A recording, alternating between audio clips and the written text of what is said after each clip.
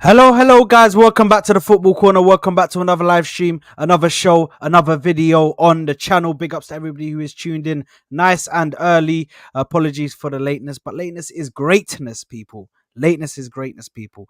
So just remember that. Make sure you're smashing the like button. Make sure you are subscribing to the channel.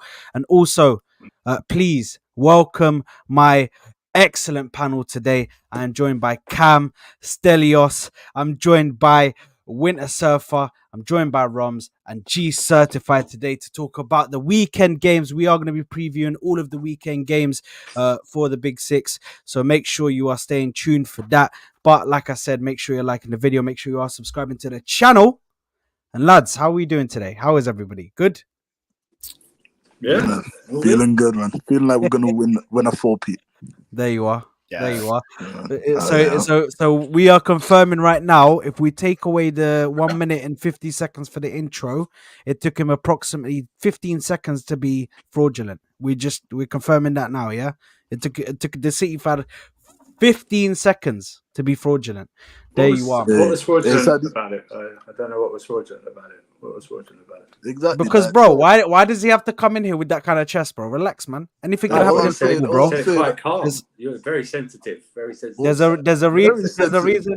Listen, I'm gonna say this right now. Please do not make me go close to the mic. There's a reason why it has never been done before in football, bro. There's a reason why it has never been done in football before. You know what I mean?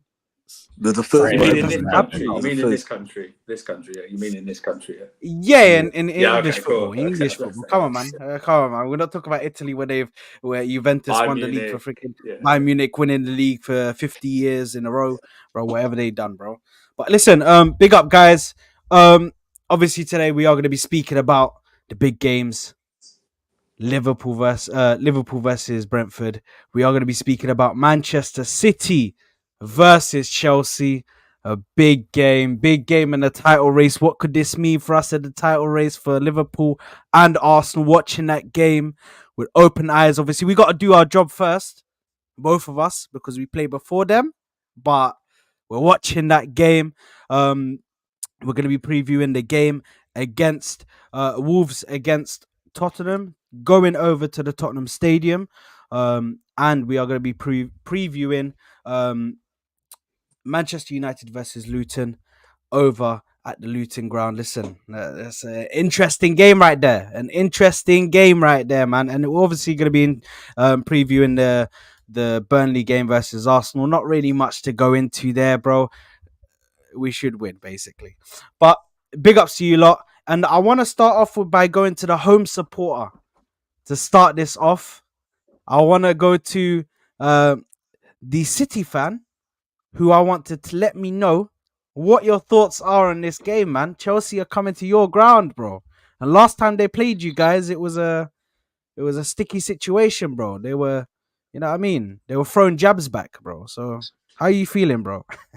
Nah, man, that game. Let's not talk about that game. That was just an anomaly. What happened in that game? That was just one of those crazy games. But I'm confident. Sad. I'm confident. I'm actually going tomorrow as well, so it'll be good. You know what I'm saying? It should be. Yeah, come on, man. It should be good, and then we should be winning. If we lose tomorrow, this is probably the worst Chelsea team that I've seen in my life, and I said in my life. You know what I mean? Even if you want to say that they were bad in the 90s or whatever, this is that the stage we're at now, it's becoming normal for Chelsea to lose games. So for me, I'm very confident. I'm more worried about Brentford on Tuesday than Chelsea tomorrow. Chelsea, they're just big names. That's all what they are. Raheem Sterling, he isn't the same guy. Even though I love Sterling, he isn't the same guy as he used to be. And even if you look at Cole Palmer's their only hope. You know what I mean? And I think Gavardio or whoever I think Gavardio's injured, so I think it'll be Ake. Ake against, if there's anyone that can deal with Palmer, it's us, because we're familiar with his game. We're familiar with what he's done because he's grew up in our system around our team. So if there's anyone that knows, and to be fair, he knows us as well. But if there's any manager that can sort that out, it's Pep. So I'm very confident tomorrow. I'm very confident. I think City fans are very confident in general. We're getting on that run. We're starting to feel, everyone starts laughing when we say that we start going on a run in February, but We are starting to build that run now. I think it's 10 in all comps and 8 in the league. I think we're unbeaten, and the run is starting now. This is the start of where we can do something, and then if we can win these games before Liverpool away, because that's my target. Win every game till Liverpool away. Then Liverpool away, I can take a draw from that. I take that, and then I think we can win the league. And even if we're lost, I still think, but I think a draw, I take that now. I think that would be a great result. So it starts tomorrow. But I think we'll beat them, and quite badly as well, Sad, as well, man. I'll say that. I think we'll beat them. Yeah, man. I think we'll beat them maybe 3-0. 3-4. Yeah. Yeah, you know what? I'm shutting my mouth right now. I'm gonna save my prediction because I can't lie, bro. It's a bit brazy, bro. If you watched Alawa yesterday, you already know it. But I'm gonna go to Andy, the one who is going over there and trying to do something for everybody else, bro. Which you're trying to do us a favor, bro. You know what I mean? So, Andy, what are your thoughts? What are your thoughts on this game, man? Just so you know, we have a bigger game the following week. So this is not a big game to us because we've got a bigger game the following week in the cup final. So this is not a big game to us. On a serious note, if Arsenal Liverpool fans, do not look to us to do you a favour tomorrow. Okay? You need to do your own jobs. Do not look to us to stop Man City doing that. Please do not. And you shouldn't look at any team doing you a favour going to the Etihad. You should do your own jobs. Okay? I have no doubt, and we shouldn't be anywhere talked about all these like I've seen online this week. People, Chelsea might get something. I don't know where you see it. I don't know why you think we're going to get something. You must be having heavy doses of hopium if you think we're going to get something tomorrow. If this was City early in the season, you could go, yeah. But now this is full mode, beast mode City, title driving City. Okay? And this isn't just my team. Any team going there at this moment in time, I wouldn't pick up anything, especially us tomorrow. If we play like we did in the first half against Crystal Palace, we're going to get baptized tomorrow.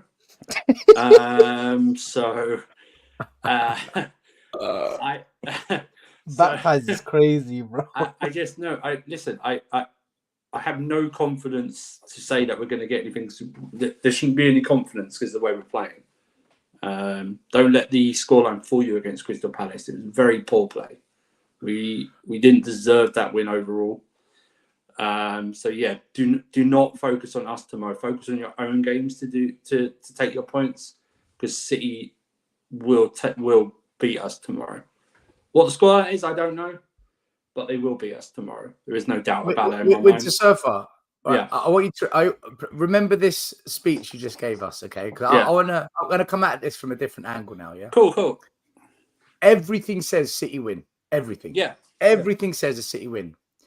The last 8 Premier League games between you and Man City, 1 goal's decided it. Or I don't think it's going to be I don't think it's going to be like a. You've got one thing. No. There's one where City won. Man City, man. Let me finish my point, and I don't want to interrupt you. Right? There's one thing Chelsea have got going into this game that no other team in the league has got. Pochettino has got the best record against Pep, or none, in as a manager. Right? At Spurs, the amount of times he pulled Pep's pants down was ridiculous. Your first game against Man City, Chelsea's in the mud. You're falling apart. You should have beaten them. You should have beaten them, right? It was a great game of football. I would not be surprised if you come out of that game with a draw. Because I don't know how Poch does it. He's got this knack against City and Pep.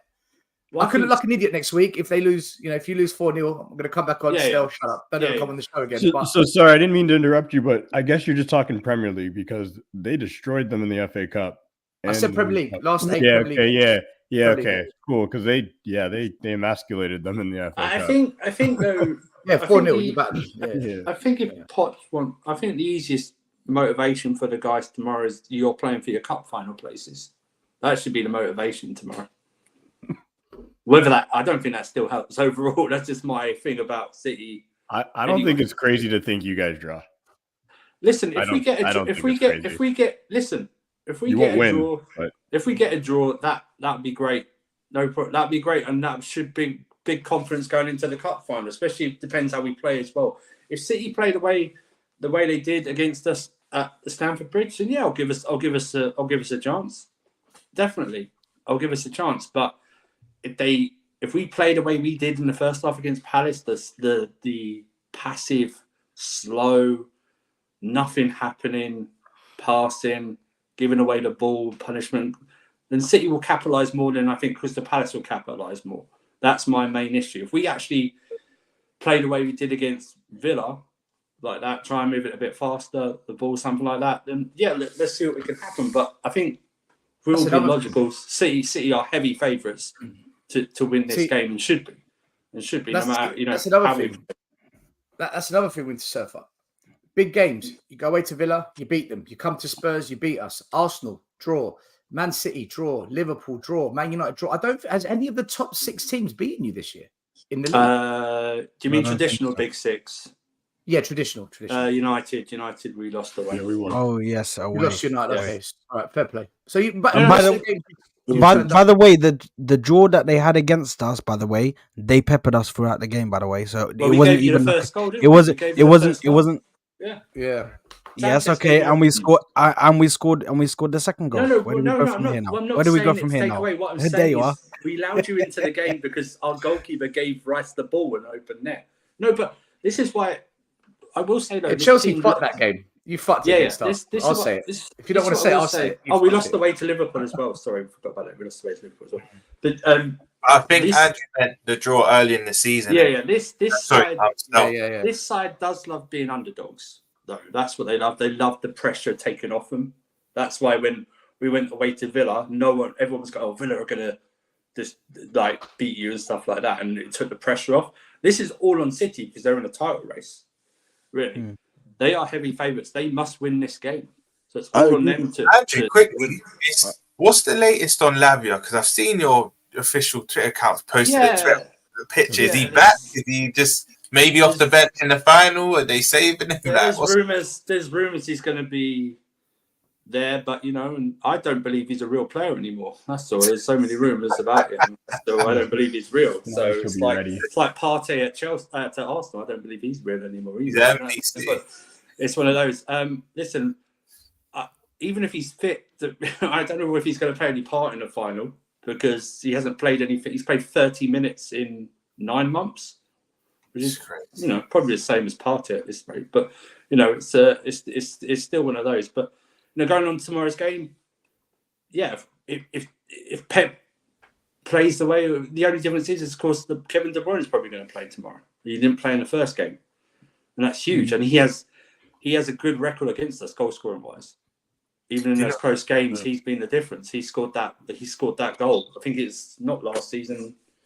2 seasons ago, there was the difference. They won 1-0. So I'll try and be optimistic as I can, but I think it would be any team that's going, maybe barring Liverpool, going to Etihad nowadays that wouldn't fancy a chance. I'm sorry, Spurs, because they've got a good record up there. Do you know what I mean? Apart from them two, the rest of us would be like,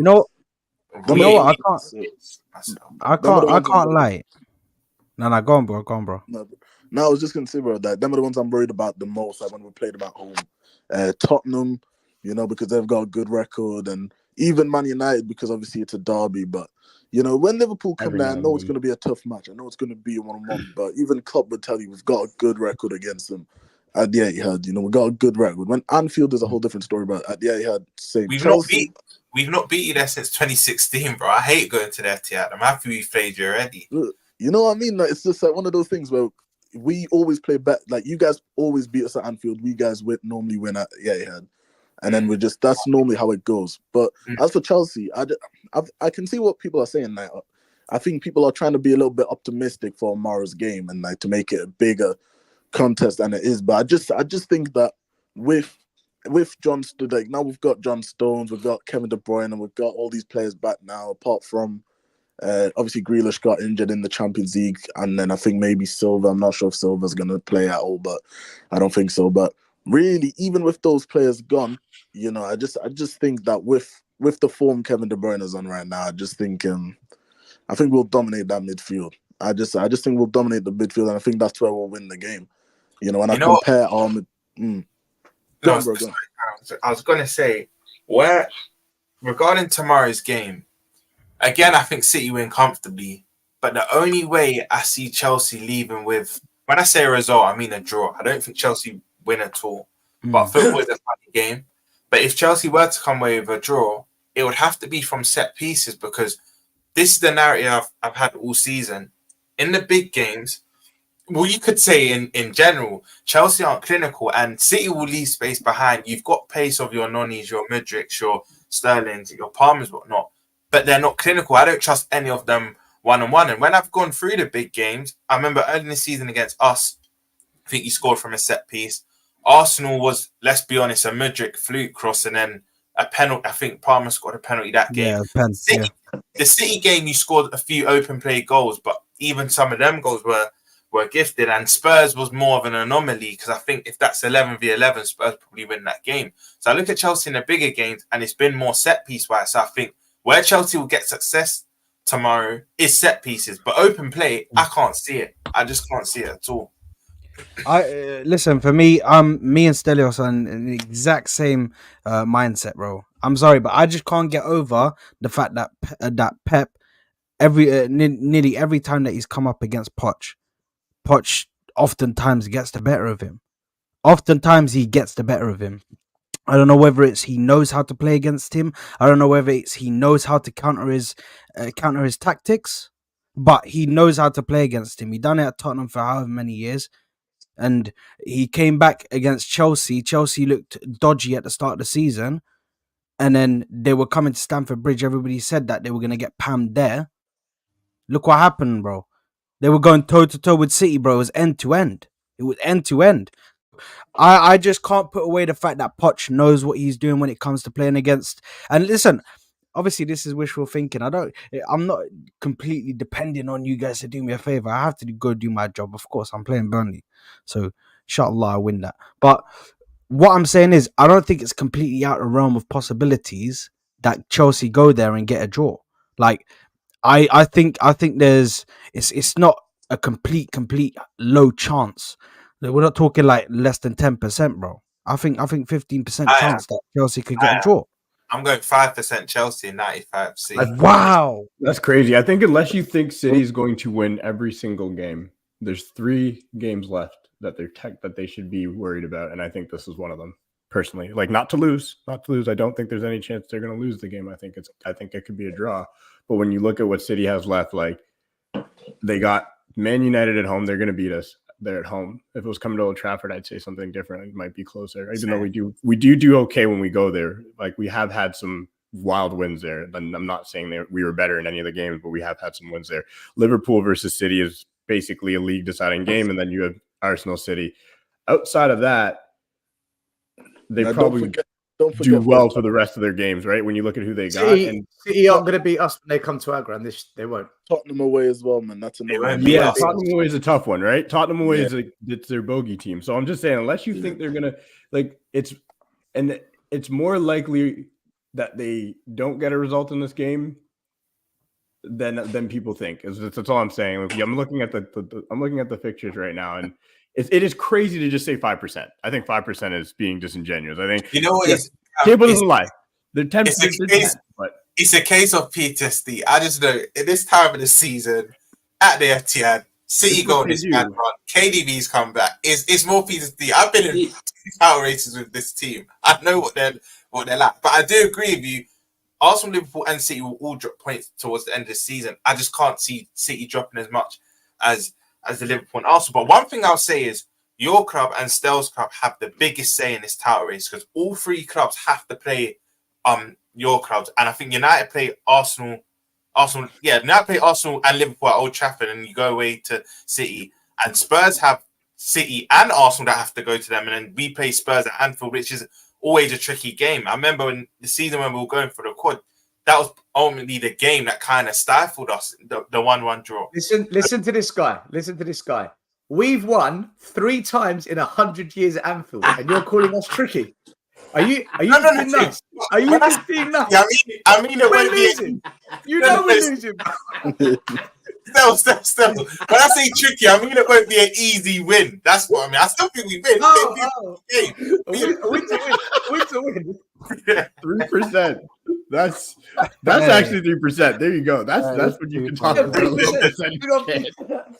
I think there's definitely difficult games for us. Listen, I think the last few games, Tottenham away and Man United are second to last game, Old Trafford. So it's going to be. It could get techie. They could either ruin our title charge, or they could either ruin our title hopes. I'll tell you now, Stardrat, and I think Ham may agree. If United are in the position, if Arsenal are in pole position to win the league, I think throw the game. Yeah, they'll throw the game. But to them, they're looking at it like they don't want City to 4-peat and they don't want Liverpool to match their 20, so they'll throw the game. They'll throw the game. If we walked out there and played players that I had never seen before, academy players, just other than the guys of. We want to see what we have in the team for Ineos. We want to, we got a couple of knocks. Bro, I would be so happy that everybody understands the assignment. I hate saying this because it is it's being a United fan, everybody's your rival, right? But when I grew up, what I grew up watching was really the Arsenal versus United beat. That was a big one for me. That for me growing up, it was. And this is the thing. I'm not in the UK, and I've never claimed. I've always said this when people are like, "Oh, you're Canadian." Like I have been to Old Trafford. It is a piece of shit, but I have made the trip. But truthfully, we didn't get the TV rights in Canada when it was like Liverpool was good. So when I started watching, Liverpool was shit. So I didn't yes, I knew they were a huge rival, but I didn't care as much as watching Arsenal. Arsenal for me was a huge rival, and City were nowhere to be found. So then when I get to this place now where I'm like, oh, I gotta pick who I rooting for Arsenal is tough, but you're right. I can't have Liverpool get to 20 before us. I can't have City 4-peat because no one's going to beat that record. So they already got the treble. They've already beat us in all these other records. It's got to be Arsenal for me. That's the one team that if they win the league, I'll be like, well, what if though? They'll be unbearable. What if that game though, United need to win it to get top 4? Don't care. But no. I mean, so when I say listen. So first off, hear me out. 2 things. 1, 5th place can make Champions League this year. So 5th place is cool. If we that's a big maybe though. It is a big maybe. It is. So that's one thing. 2, and I know people hate this notion of you should always want to be in the Champions League. You should always want to be in the Champions League. Yes, I should want to be in the Champions League, but when you have absolutely no chance of winning the Champions League, I have a hard time being in the competition. I really do.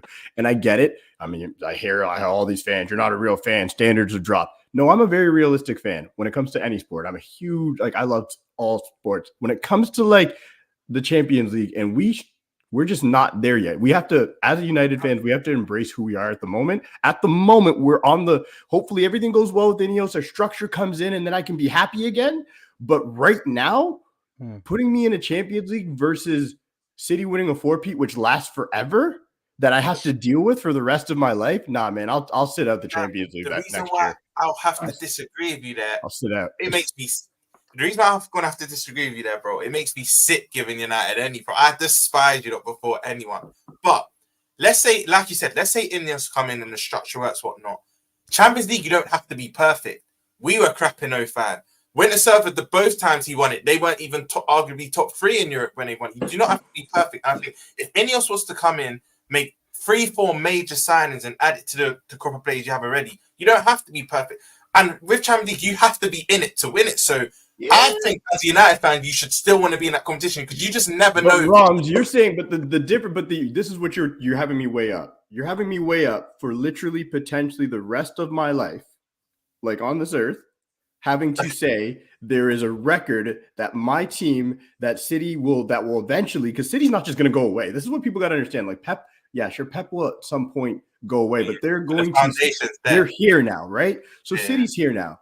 So now you have 3 different rivals all gunning for all of the accolades that we built for years with Sir Alex Ferguson. You know, we're not all the great times. And all of a sudden, I'm going to have to sit here and watch one of the things that I don't think anybody will be able to do if City doesn't do it next year. I think that's it. We've seen it. If they don't do it this year, I will have to sit there and be like, cool, well, City tied our record for treble, tied the treble. Now they have the best record for 4th. They're going to keep winning trophies. Maybe at some point in the future, they end up passing us, and then they have all the records on us. I don't want that. So personally, if it's 1 year of sitting out of the 1 year, because that's how I'm looking at it. If it's 1 year, you sit out of UCL, and I don't have to deal with that, cool. If it's we need to win it and then City doesn't win it or whatnot, and we still not do, that's a different conversation, right? That's a very different conversation. I'll always take getting in the Champions League if that's the conversation, but I'm not sacrificing dealing with City winning a 4-peat. I'm sorry. Like, that is the last thing I want to happen. I had a lot of people come at me last year because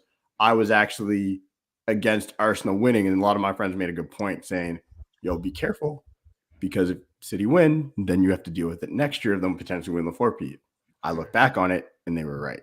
So it's like, you know, it's just something I don't want to deal with. I don't want to see it. Can I be honest here? Right, Cam, can I be honest here? This is a bit unfair, because as a Spurs fan, I can't have you or any other club bending over and watching Arsenal just walk to the title. If I've got now, if I have to sit here, right, and listen to people like Sad and all their fan base lifting a Premier League title with Arteta, who I've called a fraud, a bottle job and everything for the last 4 years. I basically called him Arsenal's Poch.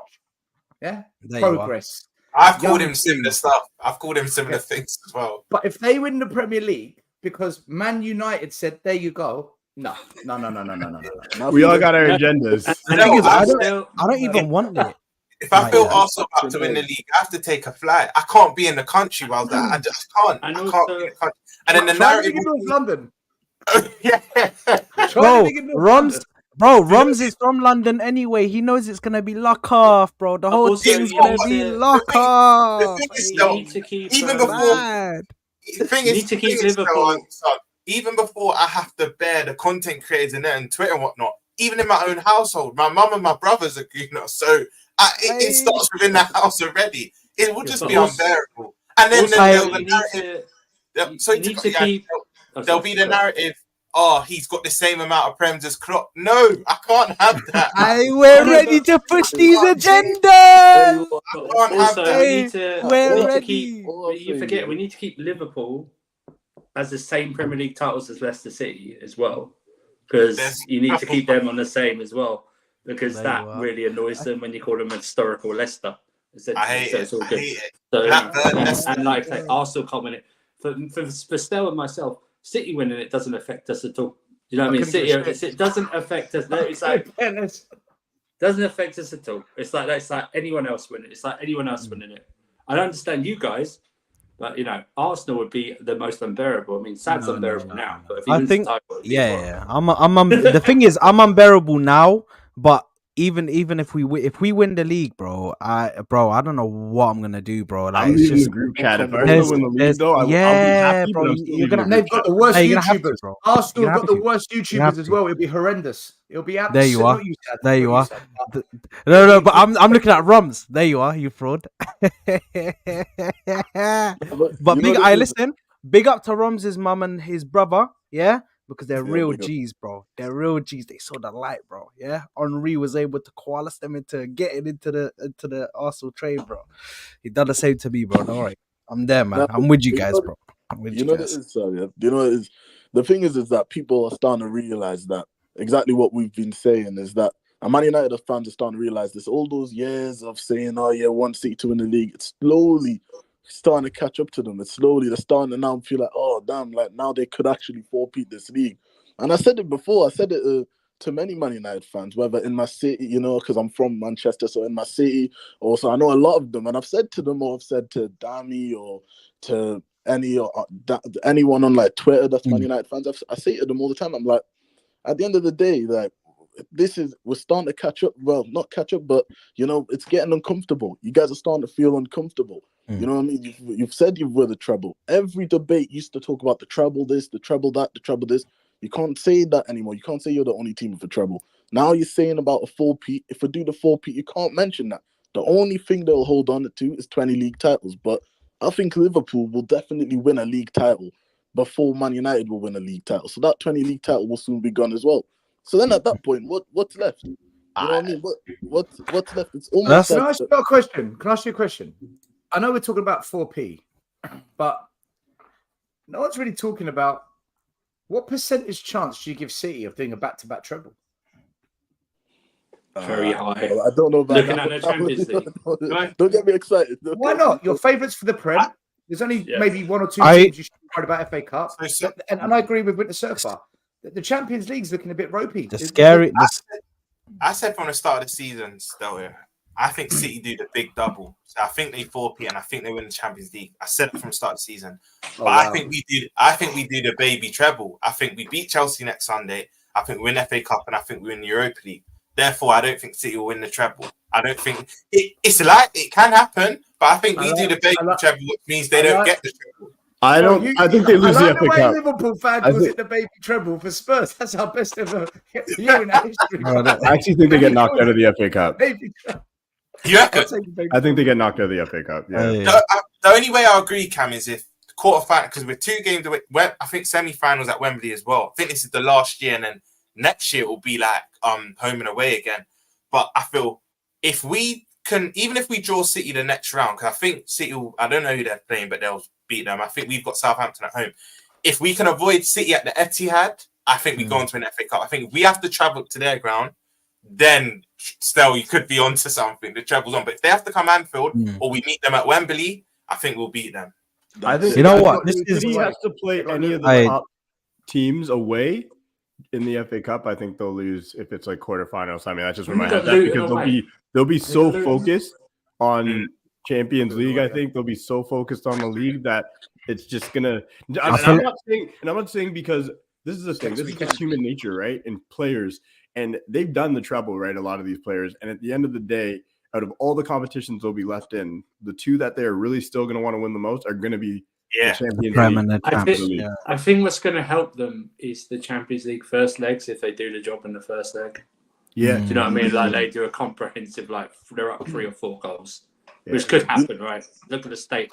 They've already done a Copenhagen, bro. Right. That's if they go God. Like, if they get someone else, like even if they get like a Bayern Munich at home in the first leg, and they do them like by 3 or 4, which could happen. You mean Lazio? You mean if they get Lazio? Oh, Lazio, yeah. Sorry, do you know what? Actually, yeah, that's a different discussion. But that's what I'm saying is, if they get comfortable enough, they could focus on the FA Cup tie and do the switches in the second leg. True. You know what I mean? Yeah, that's true. But Winter Surfer, if there's any team that knows about heartbreaks in that, it's me. I know heartbreaks in that Champions League. I think the Champions League is one of those that, even though I know Sad's going to. But you're talking to a heartbreak. Don't bring your heartbreak to me, bro. Don't bring your heartbreak to me. No, I know you're gonna. I know you're heartbreak. We lost to Liverpool in 30 seconds in the final. 30 seconds, we lost it. There you are. There you are. The worst handball call I've ever seen in my life. You want to share your heartbreak as well, Saad? Henry missing. Don't speak, guys. I have one rule. On this channel, and we never speak about that final, bro. We never speak about that final. That red card. You should be used to not turning up in finals. There you are. You should be used to You're such a fraud, bro. You're such a fraud. Have respect for the GOAT. Have respect for the GOAT of the Premier League. Not finals. Even though I didn't want to say it as well, man. But if Sad's team Arsenal, if they go through against us, it will be uncomfortable. Listen, over 2 legs, it will be uncomfortable. I don't want to face Arsenal. Listen, I never want to face any English team in the Champions League game. And then Real Madrid, I think Real Madrid will want revenge for last year. Obviously, we spanked them 4-0 at their head, so I know they'll want revenge for that. But I just think it's one of those.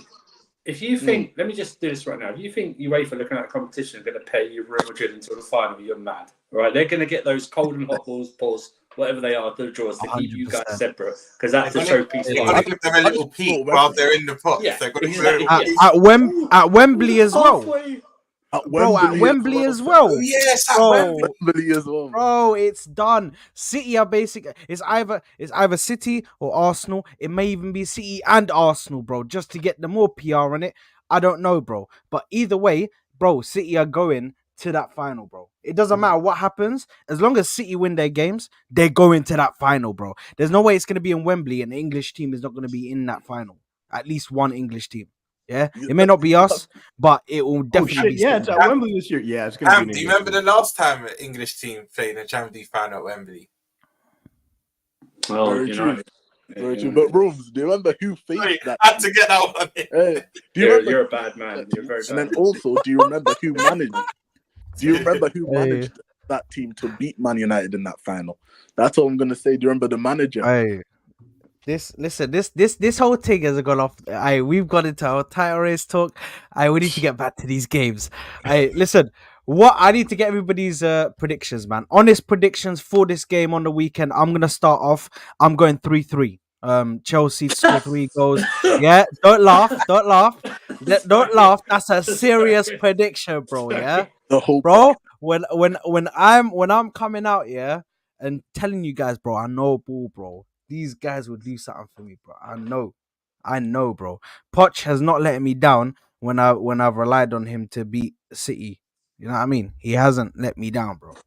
Yeah, I thought he was going to get something at the start of the season. Nobody else thought it. Again, I think he'll do it, man. But I'm going with a 3-3. I think it's going to be a high-scoring game. I don't think it's going to be a 1 or 2 goal game. Do you know what I mean? But, yeah, I'm going 3-3. Cam, what's your score prediction for this one?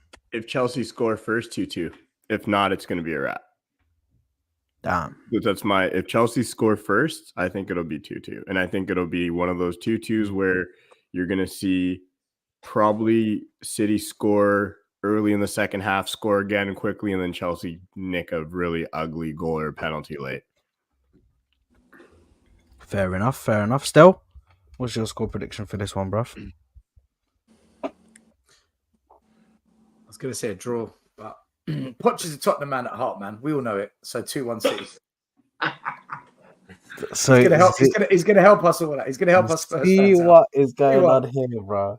This is primetime fraudulence. It's primetime fraudulence. I'm here for it, though. Yeah. I'm here for it, bro. I love it, man. I love it. Andy, what is your score prediction for this one, man?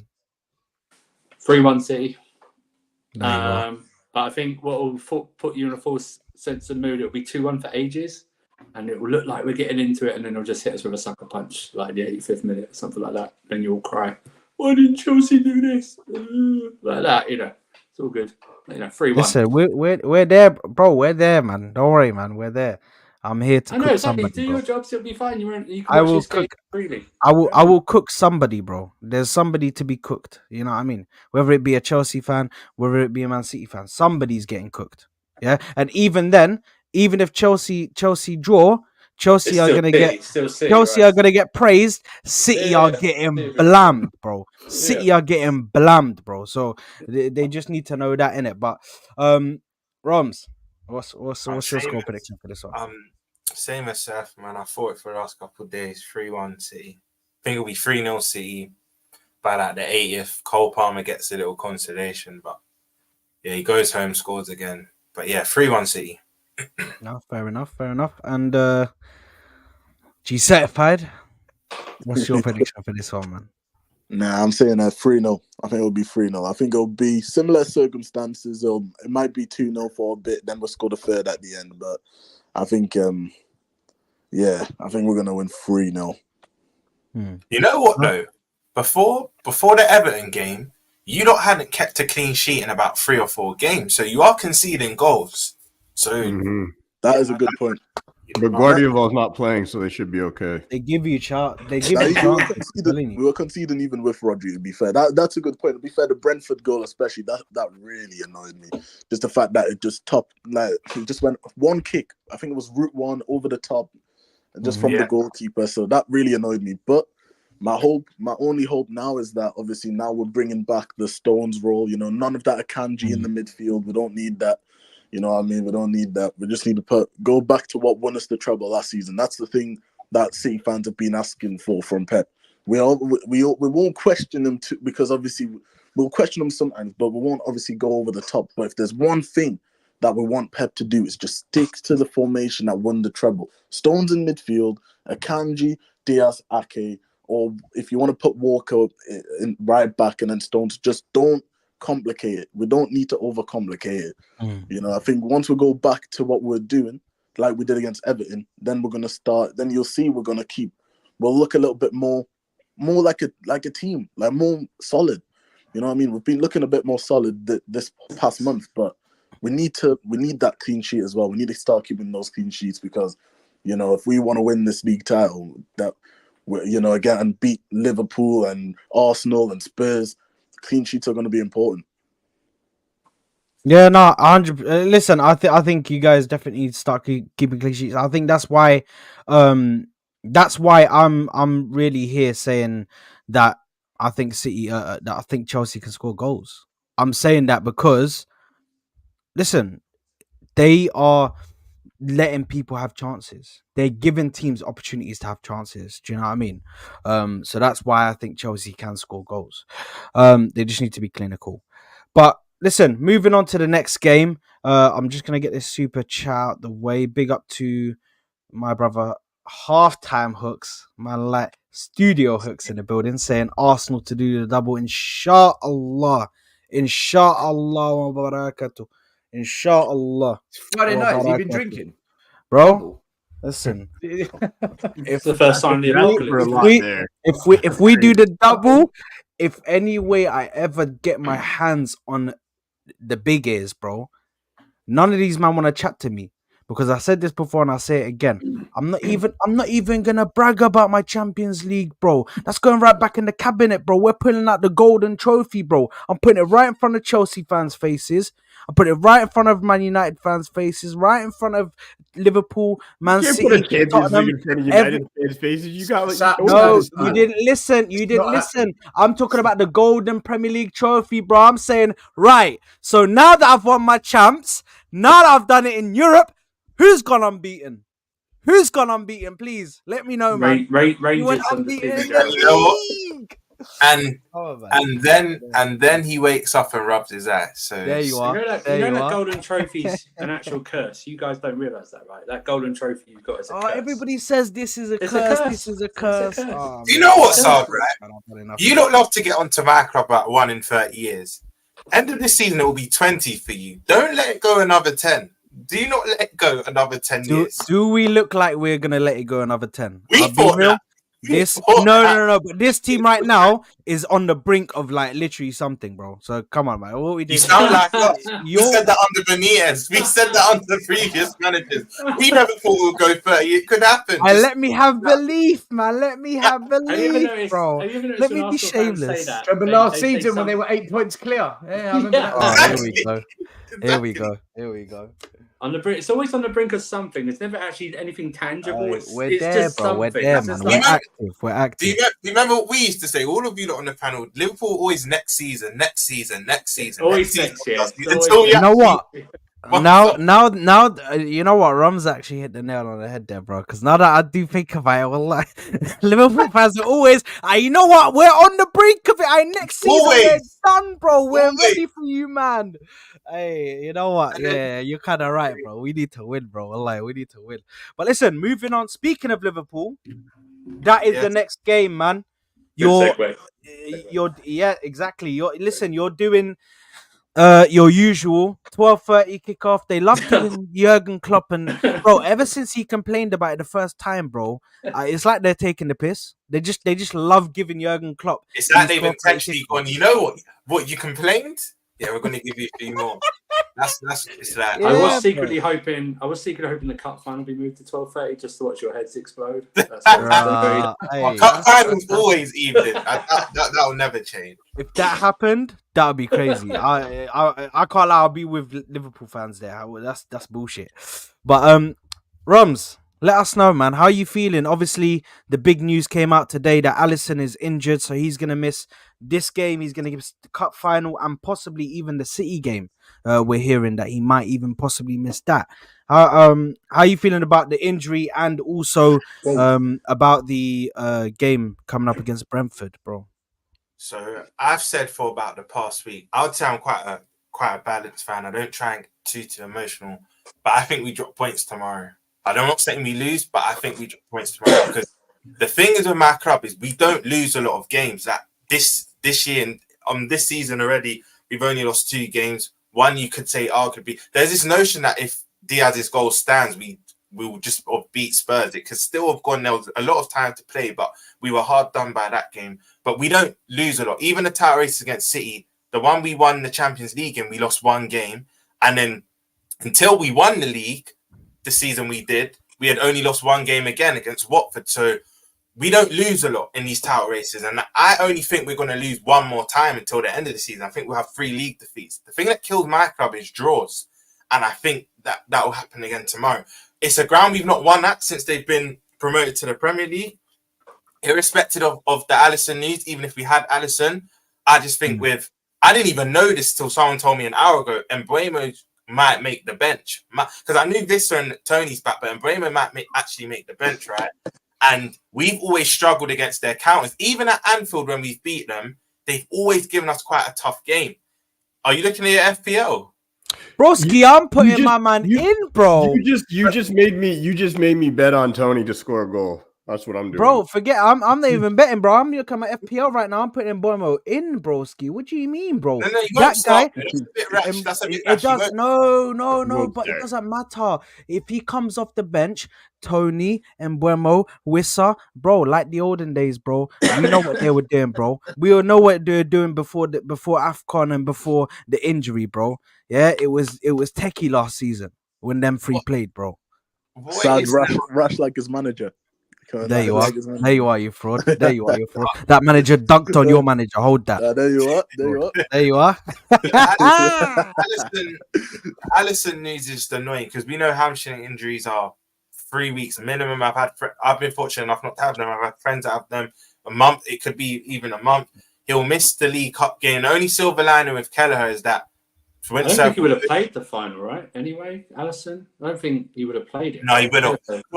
Klopp does the loyal thing, but then he tucks Alisson in at the end. But Kelleher played against you 2 years ago in the World Cup final. But I don't think he would have done that this time. Alisson's a massive blow. It gets to a point where even when teams have one-on-one chances, I generally, normally when you see the opposition go one-on-one with your keeper, you'll kind of get your back up. Alisson's that good. Most of us Liverpool fans are like, you know what? 8 times out of 10, he's going to save this. That's how assured we are. Kelleher, I think sometimes my fan base overdo it. He's a good number 2. Keyword number 2. I don't necessarily rate him that high. I respect what he's done. His run in the team when we won the domestic cup double a couple of years ago was very good in both competitions. Even this season he's been well, but his shot stopping ability for me isn't the greatest. Against an informed Tony, Vissa always gives us problems. I have not looked forward to this game in about 2 or 3 years. Yeah, exactly. And if he scores, he'll probably copy someone's celebration. He'll try and get in the ears of our players. We got young Bradley coming back in. Mopa's a bully. He'll target the weakness in our team. And I don't know, we've all played the game. If you say certain things to people's head, it can make their head go. Like apparently what he said to Walker in the City game. Mopa knows what he's doing, but I just think they're a very nasty team. And things with Brentford, if they go 1 goal ahead, you'll know this, Sard. You lot scored there, I think, last minute. Spurs, I know it was early. I think it was the first game of the season. You lot got a draw there. Once they go 1-0 up, they create like this kind of box shape where it is so hard to break down. It is so hard to break down. And they've got borders in the middle as well. Jensen, who I'm quite fond of. Although my friend actually supports Brentford from the area, and he says, it's crazy because a lot of you top 6 sides, you won't watch our lesser games, but Jensen only turns up in the big games, and that's the games I happen to watch. I'm not really going to watch Brentford versus Burnley, but apparently can go missing. But Jensen, Norgard, they've got quite a good team. Reguilon's playing all right for them. They're off the back of a win last week against a Wolves team that were in form, and they went there and beat them quite convincingly. It's not going to be easy tomorrow. I'm not saying we lose. Yes, that is the only That's the only positive. But I don't think he starts. I think he'll play the last 20. Actually, if we're losing early, I know Klopp, he'll chuck him on earlier. But I think what Klopp's going to do is he's going to bed him in maybe with 20, 30 minutes to go. And then remember, we got Luton midweek. You're so lucky, Winter Surfer. They've squashed that game in between the cup final. But we got Luton on Wednesday. But then I think that's when he gets the full 90. No, but the only thing in my head is I wanted the full rest. I didn't want to be playing a midweek game for the cup final. And then I think Salah will start the Luton and Chelsea cup final game, but he won't start tomorrow, in my opinion. It'll probably be Nunes, Jota, and Diaz. But if we do win this game, it'll be by a goal margin. There's some fans that think we're going to emphatically beat them. It's that, have you seen them the last 2 seasons? We've drawn and they battered us last season. So it's a tricky game. It's a very tricky game. But if we want to win this league, we have to win these games because these are the games that have cost us the league in title races against Man City. It's draws that always kill us. But yeah, I think tomorrow we'll draw the game with Brentford. This game draws similar parallels to this season when you went to Palace early kickoff. The only difference is Palace have got a gunman. Palace have got a gunman up front, and they should have beat you really. It was only because of Alisson that you took any points. Obviously, that kept you in there. This is the point where you guys need to do your job. This is where when we talked about the fixtures before, I'm not really looking at like the big games you have to go to, like play City, play Spurs. There's going to be an odd game that no one's even noticed or picked out that people are going to drop points in that are going to shock people. It always happens during a title run. One team or 2 teams like with Sards run where they drop points to West Ham and then Southampton and then stuff like that. It's always like when you go, oh yeah, they're dead on nail to get that. But this is one of them. Because I'll say it from now, right?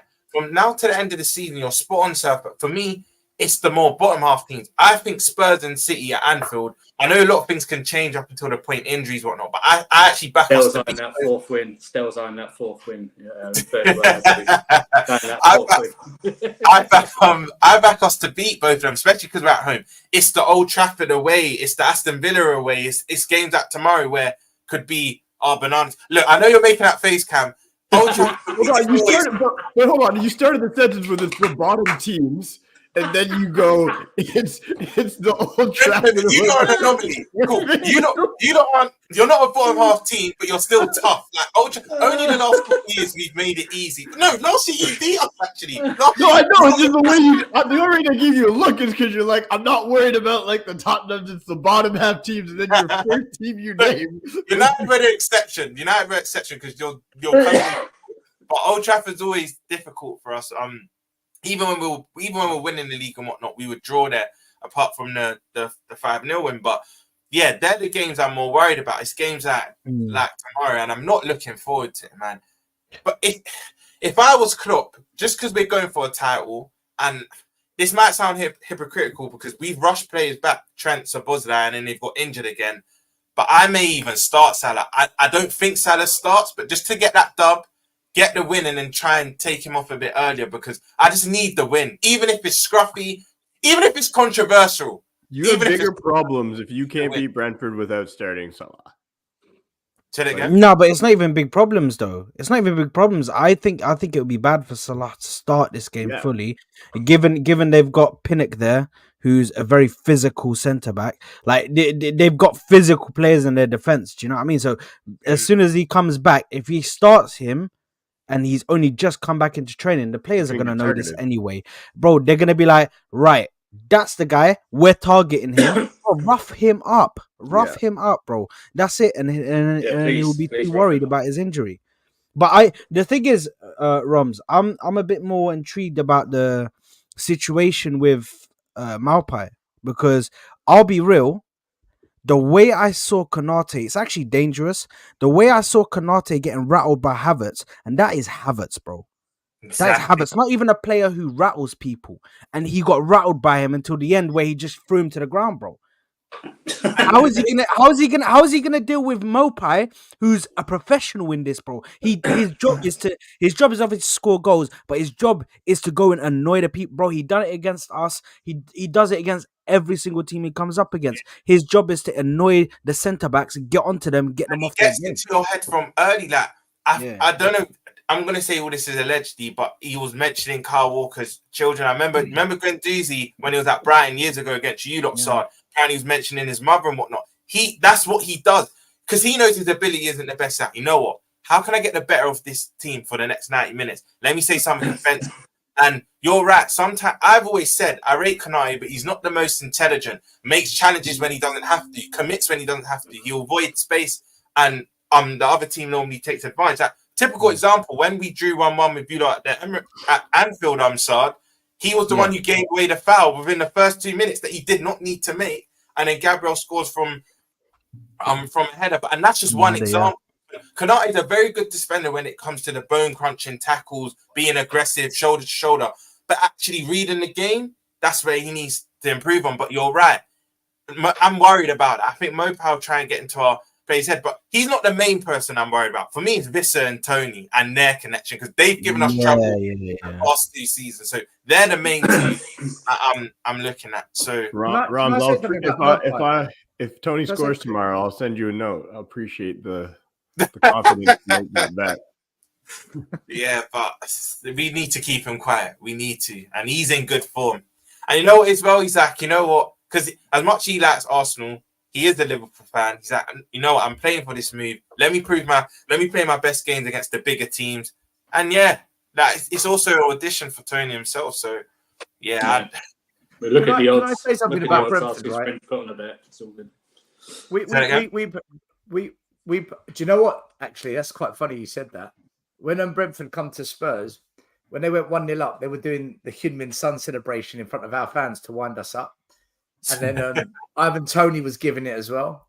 And then when we went, I think it was 3-1 up, all the Spurs fans were singing, "You should have cashed out. You should have cashed out, Ivan Toney."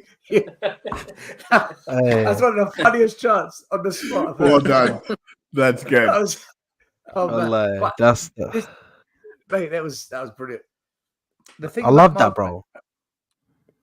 Listen, they deserved it. They came to our ground. Oh no, that's listen. If that was Chelsea shithousing us or Arsenal or West Ham, I get it. We've done nothing wrong to Brentford. What's Brentford's beef with us? They go 1-0 up and they're literally coming for the fans. What you got to do, and I saw it during our game, you need to basically, if you can put some goals past them, then Mopé begins to get wound up. And when that happens, you need to get one of your players who's a specialist at it to get into his head. Robbo. Go watch that. Robbo. Right. Romero did a number on Mopé in that game. Romero went to town with him, right? So if you can, the one thing I know about Liverpool is you're good at getting quick goals, or you're good at just having this flurry of 10, 15 minutes and putting a game in your favour. If you can get that period and take your chances, I wouldn't worry about Mopé. If they go 1-0 up, maybe 2-0 up, then I'd worry. Then I would really worry. Yeah. But I think you make a good point, though, about Brentford. Liverpool do struggle at that ground. Liverpool have not got a good history there. I think you make a good point. We've not beat them since they've been promoted still. We've not been... And even at Anfield, our 2 results at Anfield, they've been quite... I think it was 2-0 last season and then I think a 3-1. But 3-1 can be deceiving. You can go 3-0 up and then they get compensation. Or it could be 1-1 like your game against United at Emirates and then you score 2 late goals. It can be a very deceiving scoreline. But they've always given us a tough game, even at Anfield. I don't like them. I actually do not like Brentford. I don't like playing them. So I would take a controversial penalty, 1-0 win, and just get out of there tomorrow. Honestly, it's funny. It's funny what you say that, because whenever someone goes, "What does Ivan Toney do?" I ask people to watch his performance against Liverpool away at Anfield, because he didn't score, but his overall game, it highlights his actual attributes that he's good at. Because people go, "Oh, why is he? He's not good enough." Well, just watch. He's a good player, man. He handled that Liverpool defense nearly by himself. I mean, he was unbelievable in that game. He didn't score. No Allison. But he was unbelievable in that game. When people go, "Oh, he only takes penalties and stuff like that." No, just watch that game. Just watch him overall. He's disrespected in terms of... Well, he's disrespected as an overall. People actually... We didn't talk about it, but... Surface problem. He's going to shoot on sight. Yeah. Surface speaking my language right now, bro, yeah? Do you know why? Because when I was sitting there, yeah, and I was saying, I was with the man them. We were talking, obviously the Arsenal man them, yeah, and we're talking about transfers. I told them, bro, the Osimhen thing. Like, I think he's a great player, bro, but I would take Tony over Osimhen. Yeah, they looked at me crazy, bro. They looked at me crazy. Osimhen's overhyped. The reason why I take Tony over Osimhen, yeah, is because with Tony, you know what you're getting. There's no like period to get used to the Premier League and the Premier League proven, Sad. Bro, Premier League the experience is there, bro. Do you know what I mean? So You know as soon as he's in, bang. He's done. You know what is well started with Ivan Tony as well? You know, you get a lot of strikers where their main attribute might be pace. So you know there might not be that much longevity in their game. The way Tony plays, so a lot of modern day fans think this is FIFA. The minute you hit 30, he's hardly got years left. The way he plays, I genuinely believe, I think Tony's 28, 29, because of the way he plays, and his game isn't based really on pace, it's more intelligence. He can play till he's at 34, 35. Genuinely, there's not miles on the clock. Exactly. It's not miles on the clock. It will be a very good. If he starts for every Premier League team, in my opinion, apart from City. Yeah, and that's crazy. We got Nunes. He's not starting there. He's a big player as well. By the way. But not even think about Premier League strikers in recent years that hit 30, but they were still scoring. I know Aubameyang was an anomaly, you know, but Aubameyang was still scoring. The likes of Vardy was still scoring. He was a late bloomer. I think Tony could be another guy that if he moves to another team could become a late bloomer. But as for this game, I think Liverpool normally, they right their wrongs, man, at one point. So basically, Liverpool normally, even if they struggle at the ground, at some point, they normally can overcome that, whatever the bad record is. Even the 12-30 record, you know, they were like, 12-30 record's quite good this season, Yeah, this year it's good. Yeah, and then against Crystal Palace, you guys beat them right at the end. Did you think so? I think this is one of those games that now, I don't know if Salah will start. I'm not sure if what Klopp will do with Salah, but I think this is one of those games where it gives an opportunity. It gives an opportunity if Conor Bradley's going to be back and Salah and all these guys. I think it gives an opportunity for those players to prove something, even though they don't need to prove it, but it just gives them an opportunity to make a 12:30 kickoff at a marker on the weekend.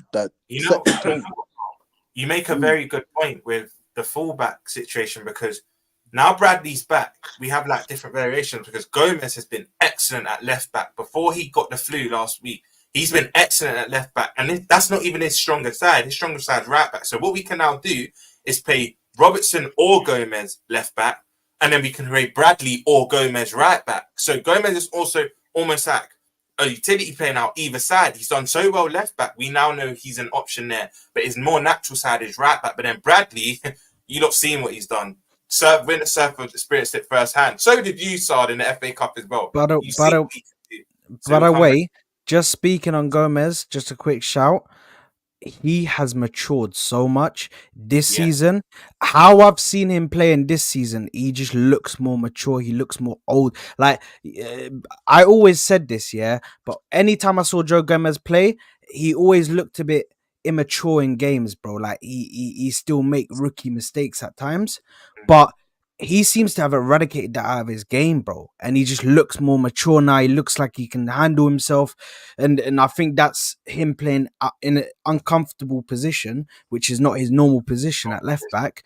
I think that's the reason why he looks more comfortable now in playing in multiple positions, because he can, you know what I mean? He's been utilized in that way. And I think Klopp managed to find a solution there, bro. I would say this though, and I think your team put the blueprint. I think you can still get this Liverpool team.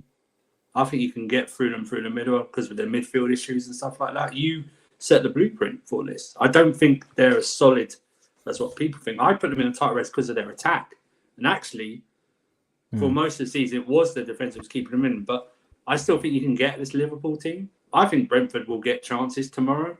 Whether they take them, that's the difference. We saw Arsenal against both games. You should have won both games. That FA Cup game you should have won, and this one you did win, but you should have won by more. Do you know what I mean? That would have been, that would have been something. I still think you can get at this Liverpool team with their midfield issues. I really, really do, because They haven't got settled. They've never this season. They've never had a settled side at all. Whether that's due to injuries or just they're just not finding a rhythm and something like that. So the importance of getting Salah back as quickly as possible. I know people are saying don't start him, but getting him back, just a symbol of him, will give everyone so much confidence. Because I don't believe, and I don't know if Romsky's, but speaking to a lot of Liverpool fans, I don't think they're that confident in terms of like when in their midfield, especially getting them through games. Because even like the game against Burnley, you gave up. I was there. I was there, right? And the fans around me were like, "We might not win this game." I was like, "No, we're playing bad, but we'll still get through this." But I can see why they were concerned because Odegaard and his fear that Sander Berge was having fun in the middle against us, and it's like these are the games where, even though we didn't play well, as long as we get the result. But I think tomorrow could be a game where if we don't play well, not getting the result is very unrealistic. But going back to what you said with we concede a lot of chances. I always say this to rival fans, and most of the fans know this. We always have conceded chances, even when we were winning the major honours, because the way we play, when you play that natural high line, we always have. But where we had such a good back four in Trent, Robbo, Gomez, or Matip, and Van Dijk, you had Van Dijk at his peak could recover. You had Robbo he's on a slow decline, but he was quite quick.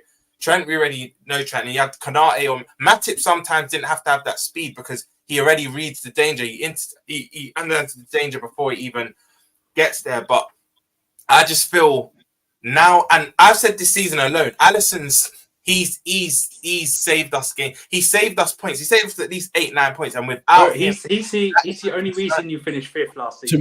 Tomorrow, I think you can see at least one goal from outside of the box with Keller in net. Like a tester or something. They're going to test him or something. I think there's going to be a lot of testing of him, and he's not good, right? I think it might not be even remotely good, huh? I think it might be from a set piece. So what I've clocked with Kelleher, his handling isn't the greatest, so they might put someone on him and then just keep. And they've got a lot of height as well. They're very good aerially, so I think they'll put someone on him and try and distract him. I mean, what's to say a ball doesn't go in, get knocked out outside of the box during a set piece, and then someone just Well, no, because hopefully that's both things could happen. Both things could happen, but I think you win regardless. So that's a good point. Like Roms, correct me if I'm wrong, but I think that Keller has a good shot. I think he can definitely shot stop. I think it's just more as we've just said there about the handling and about the distribution. Maybe I don't think he's the most comfortable. You know what I mean? With his feet.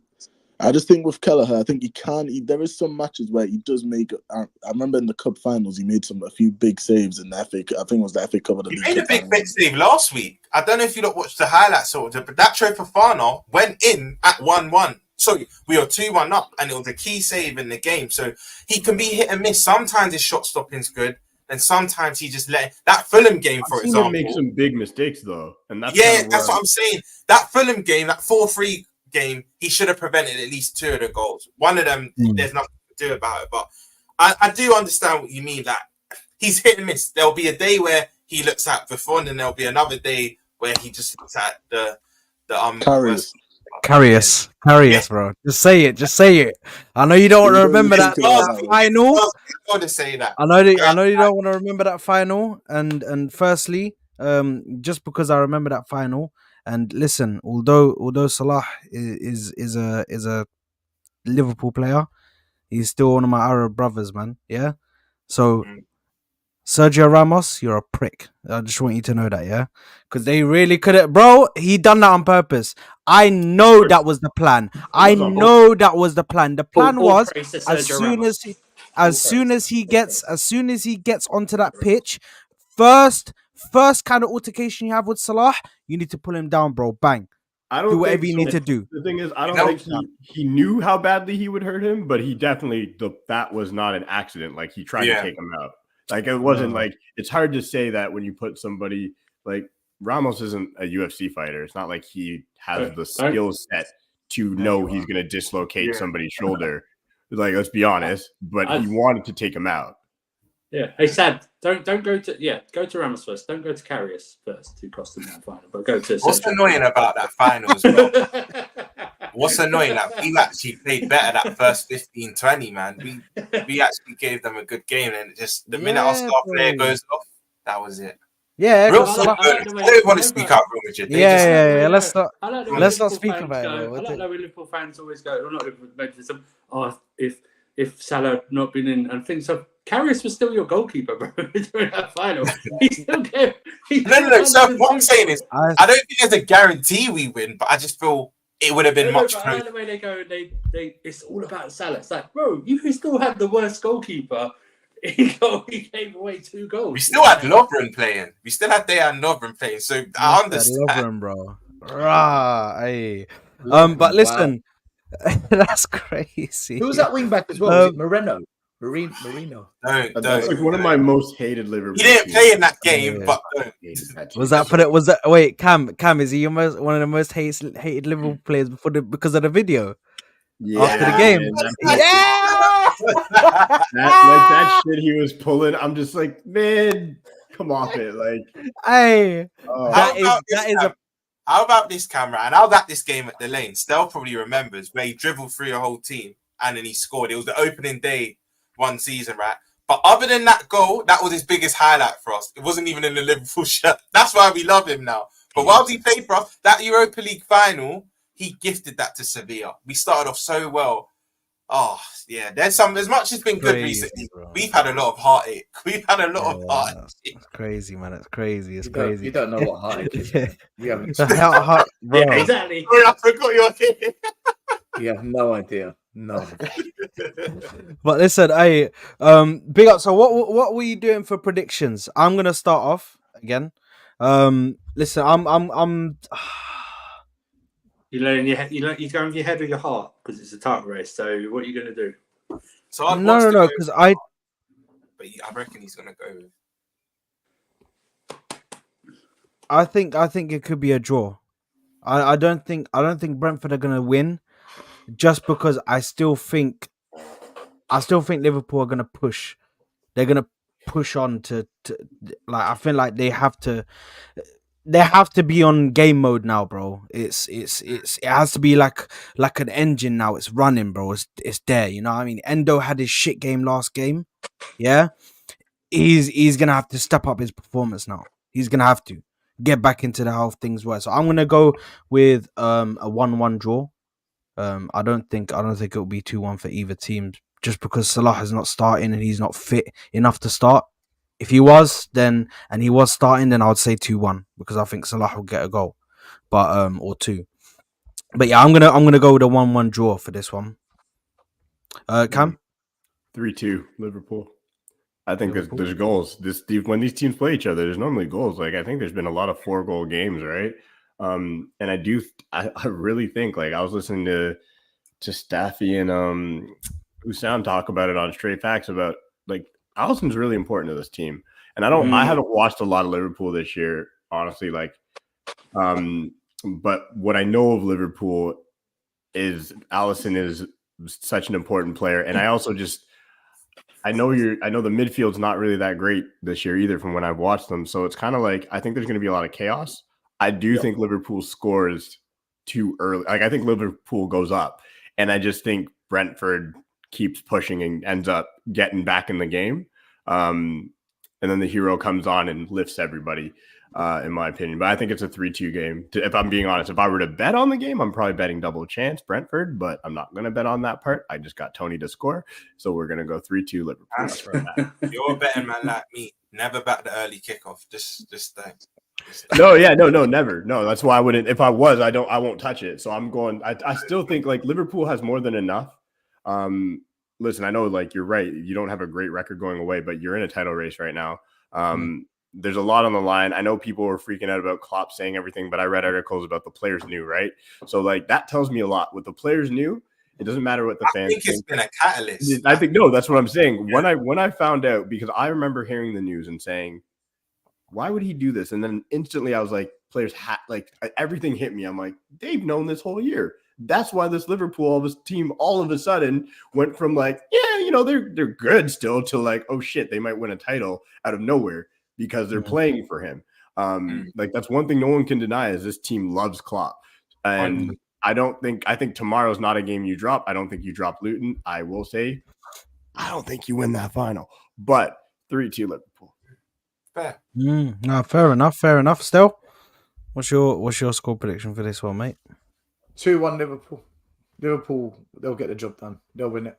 But I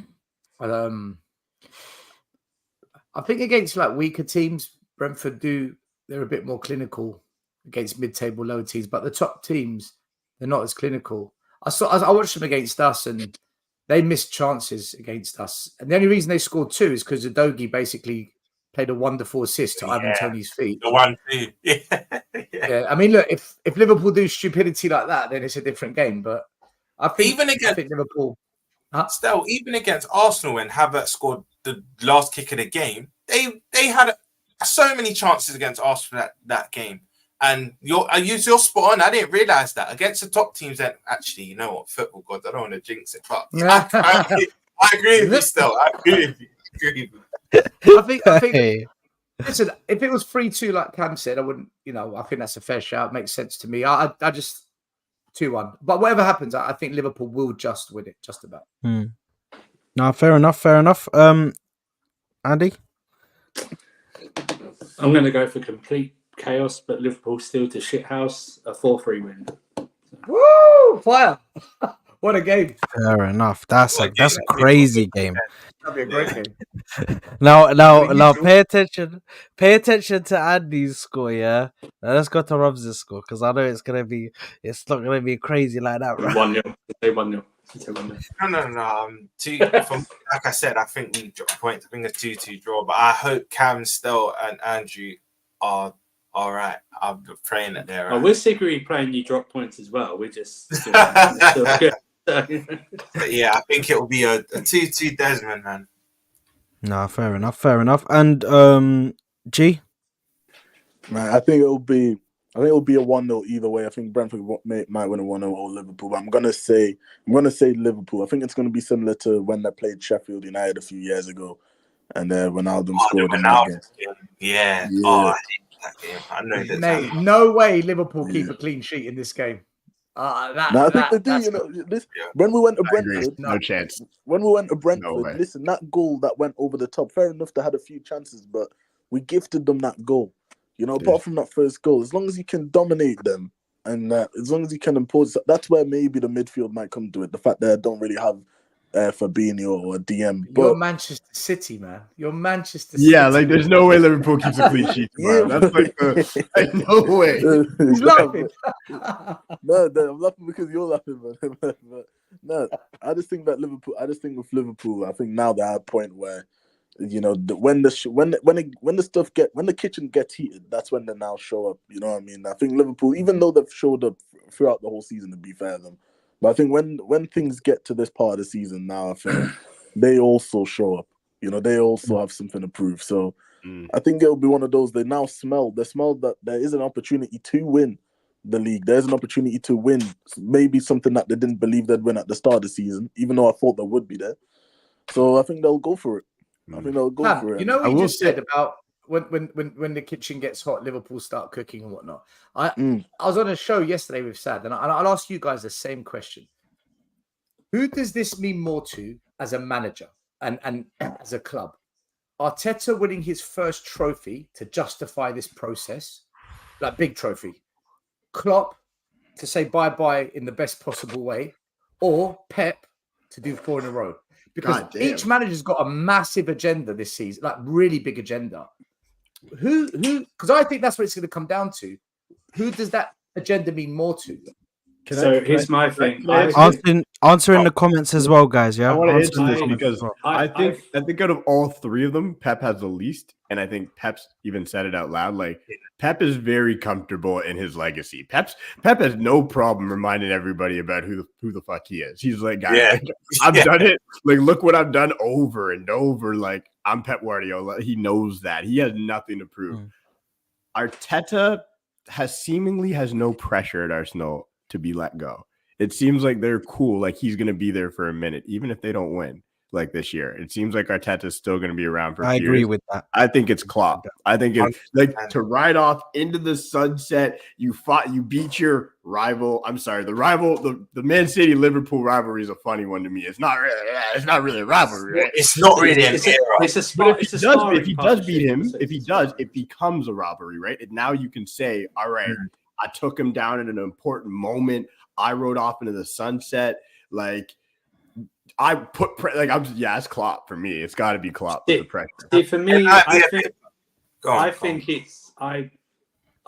think for the Arsenal fans, it has to be Arteta, because if you don't win anything this season and 3 weeks after the season ends, you get Arteta signing you 4-year deal. I think that'll probably happen. Arsenal fans love it. Arsenal fans are happy with him. No. Sad. They're allowed to fail. One. Sad will question. As soon as that announcement, Sad will question it if you don't win anything. I know but then, will. Andrew, the narrative have been for a lot of Arsenal fans, and I think all of us have heard this.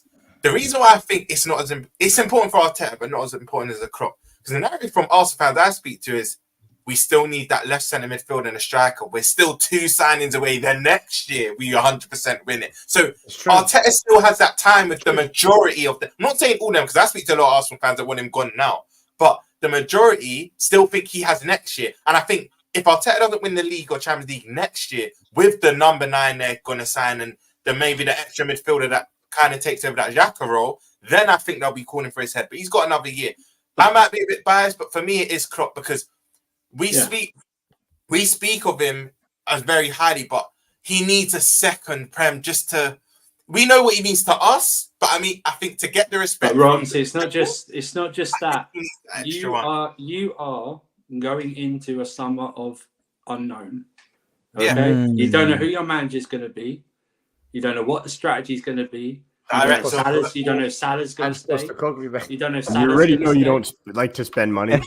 You don't like to generally do it after you win things. The thing is, people just think it's just Klopp. It's our structure. Speak about United getting their structure in. Our structure's leaving. Director of football's going. All the backroom staff is going. For me, we need to appoint a director of football before we even appoint a manager. Like, we need to get that into place first. The great Pep Linders is leaving as well.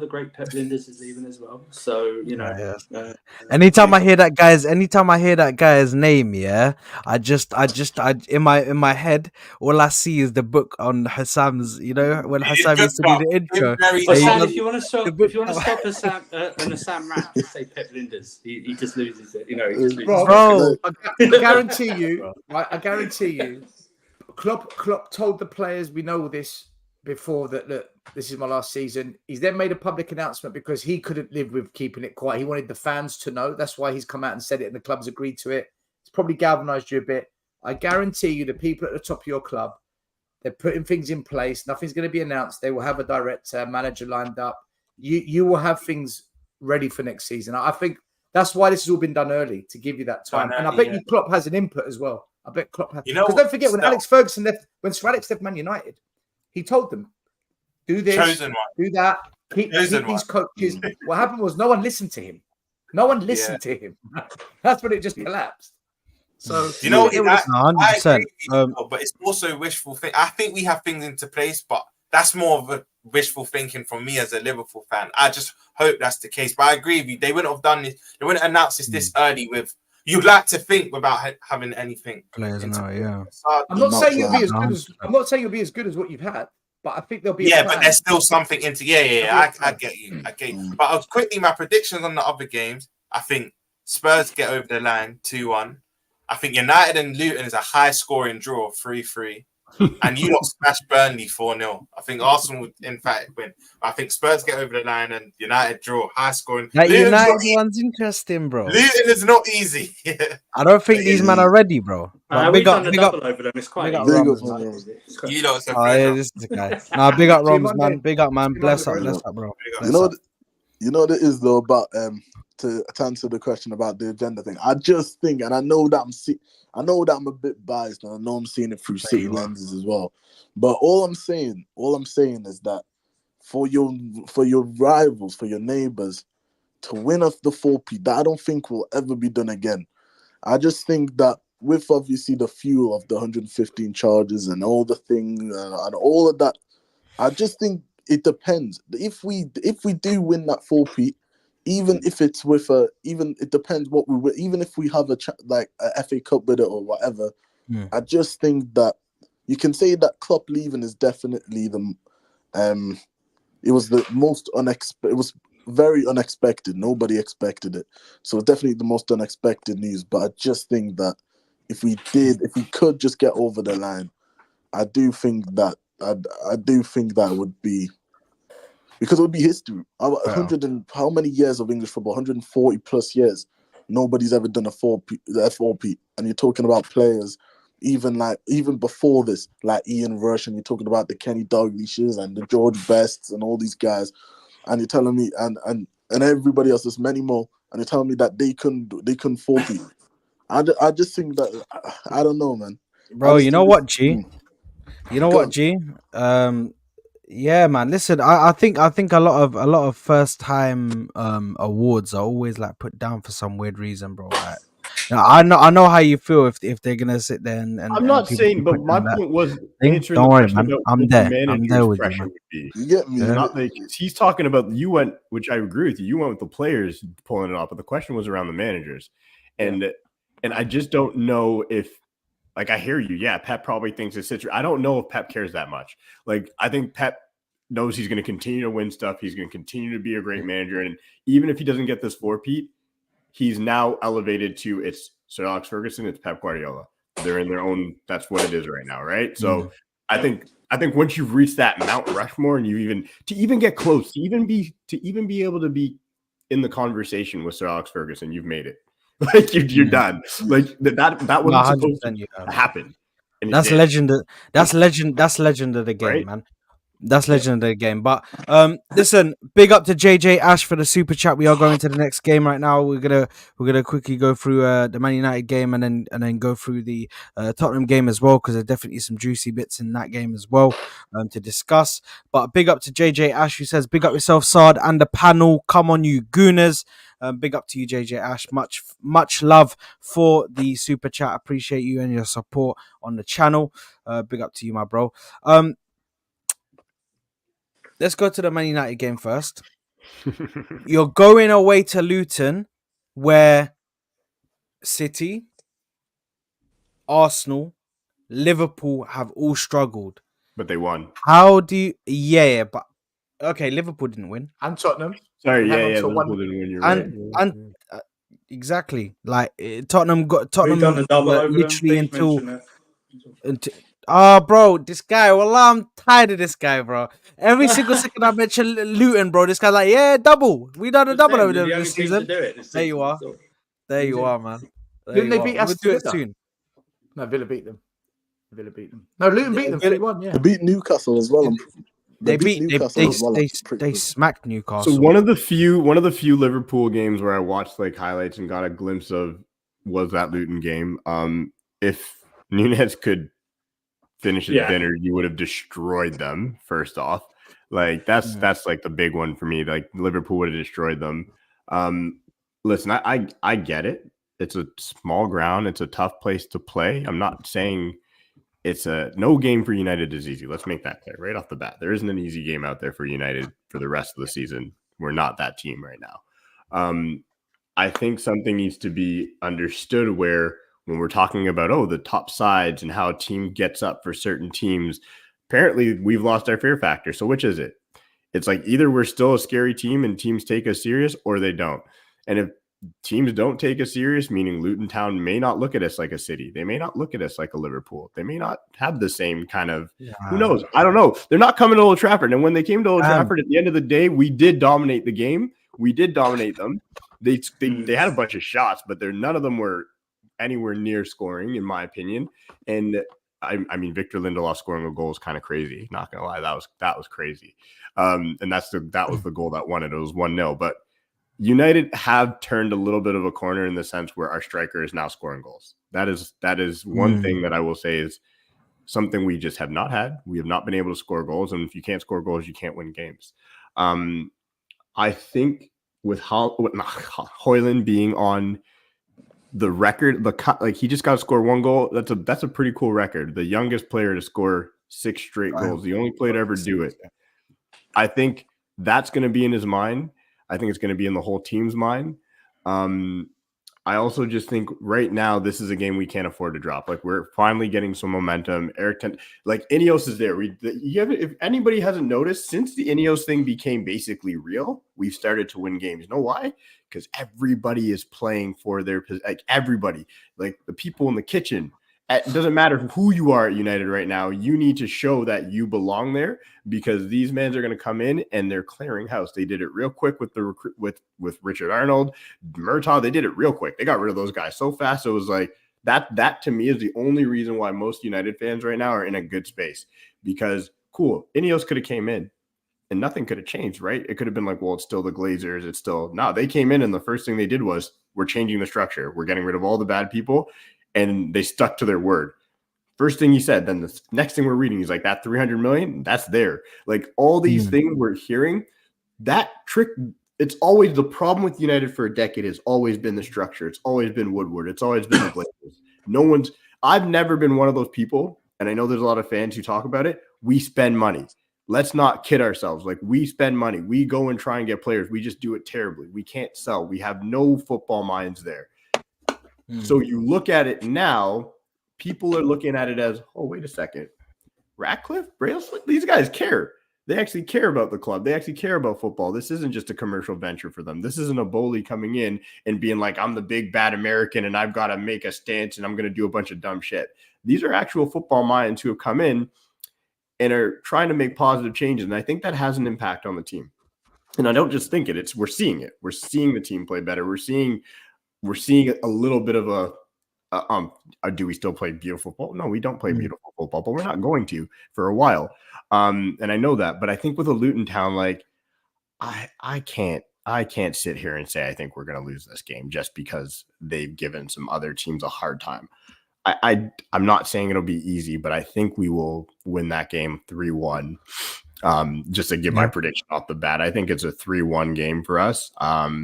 Especially if we score early. If we score early and we don't do our normal score early and then let the other team get possession, which is like, that's not Luton's game, right? Like typically what we do is when we score early, we let the other team play around and get possession and we lose our aggression and then they come back and they get back in the game. We saw it with Villa.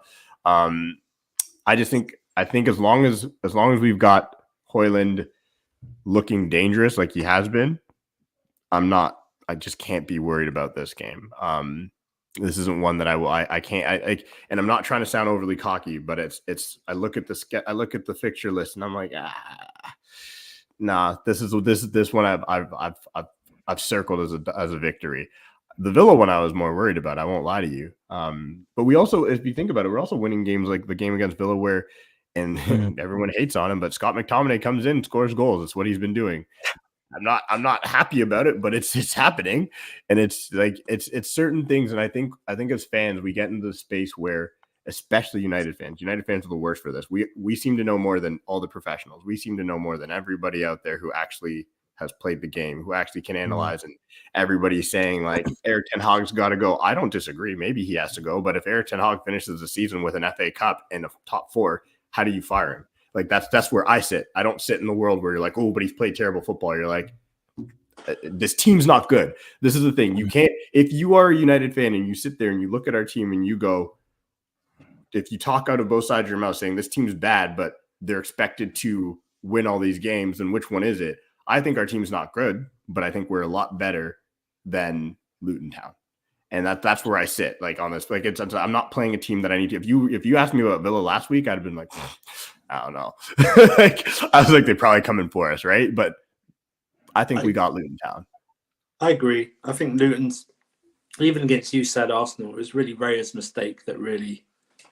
I think he definitely made one mistake in that game, didn't he? Ray? Yes, from a corner or something. Yes. He did. And Cam's right. That one. Everyone dogs Liverpool because they dropped points and 1-0. If you actually watch that game, if Jota was in those positions, Nunes was in, it's like a 3 or 4-1 job. Even STEL would know.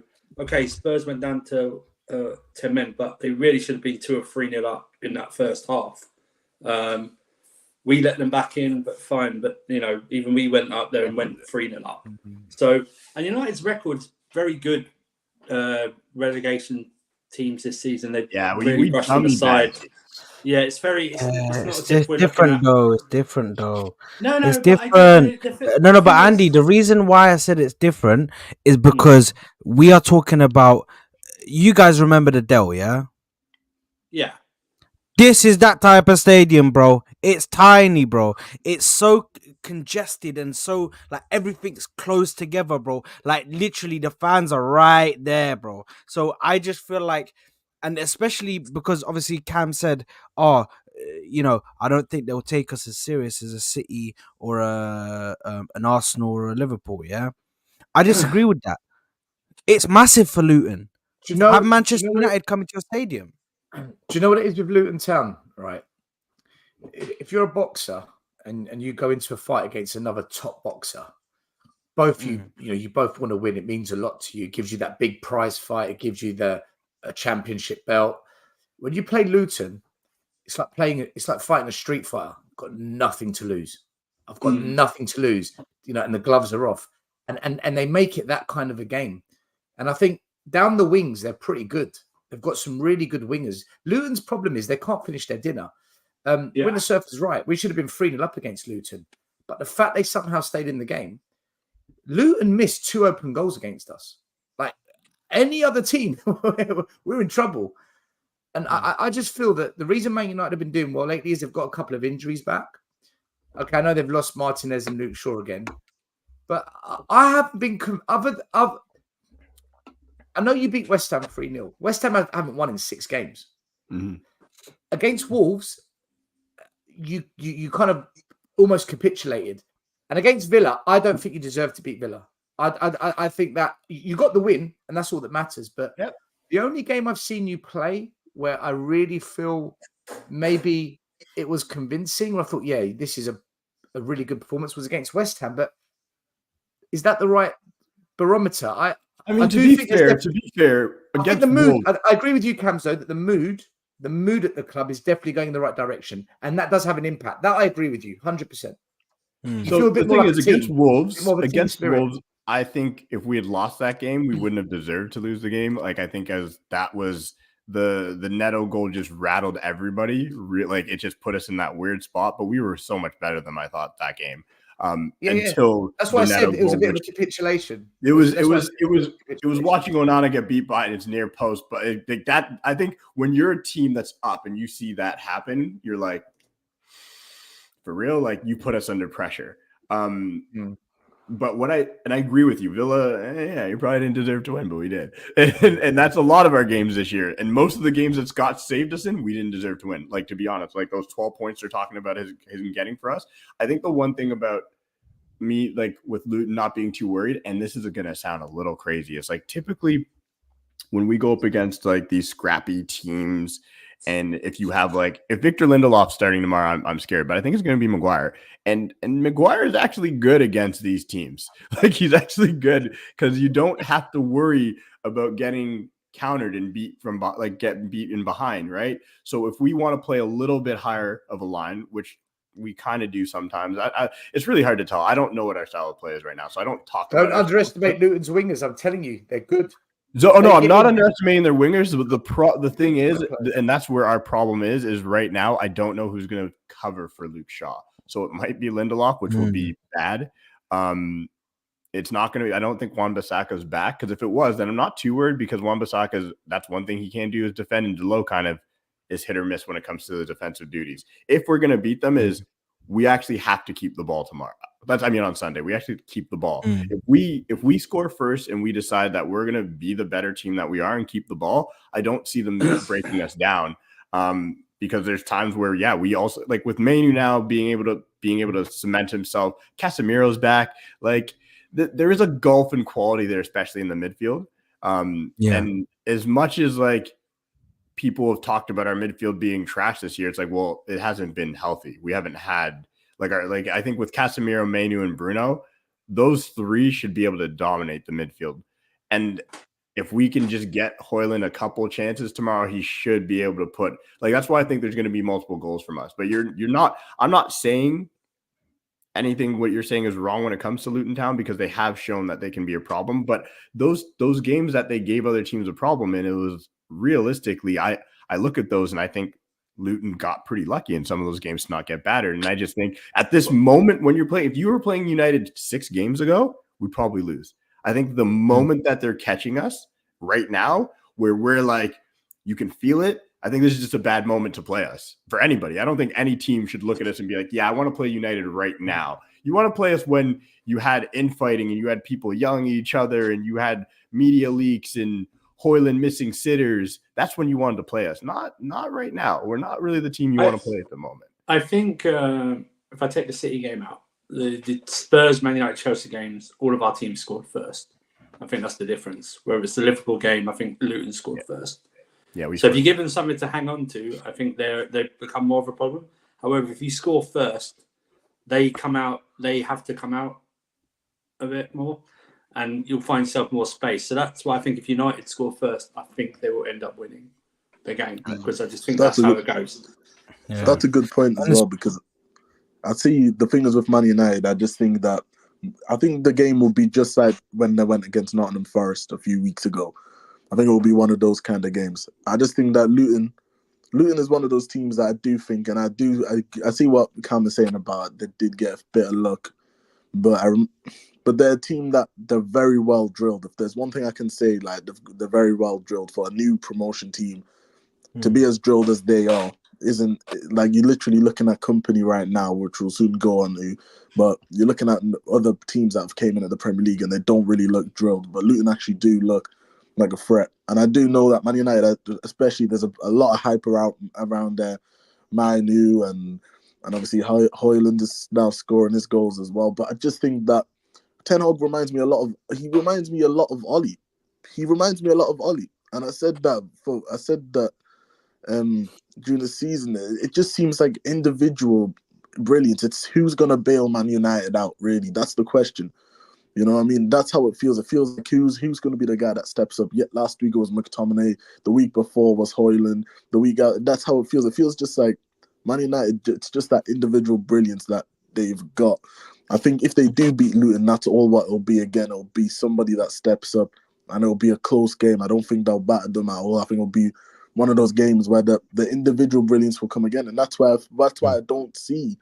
I don't see Ten Hag staying there for too long. I don't see them keeping Ten Hag for too long because I just don't think that Ten Hag is. I don't think Ten Hag is. I think he's got a plan, but I just think what he's trying to do is just so far out of reach. That's just my opinion. I know what they did.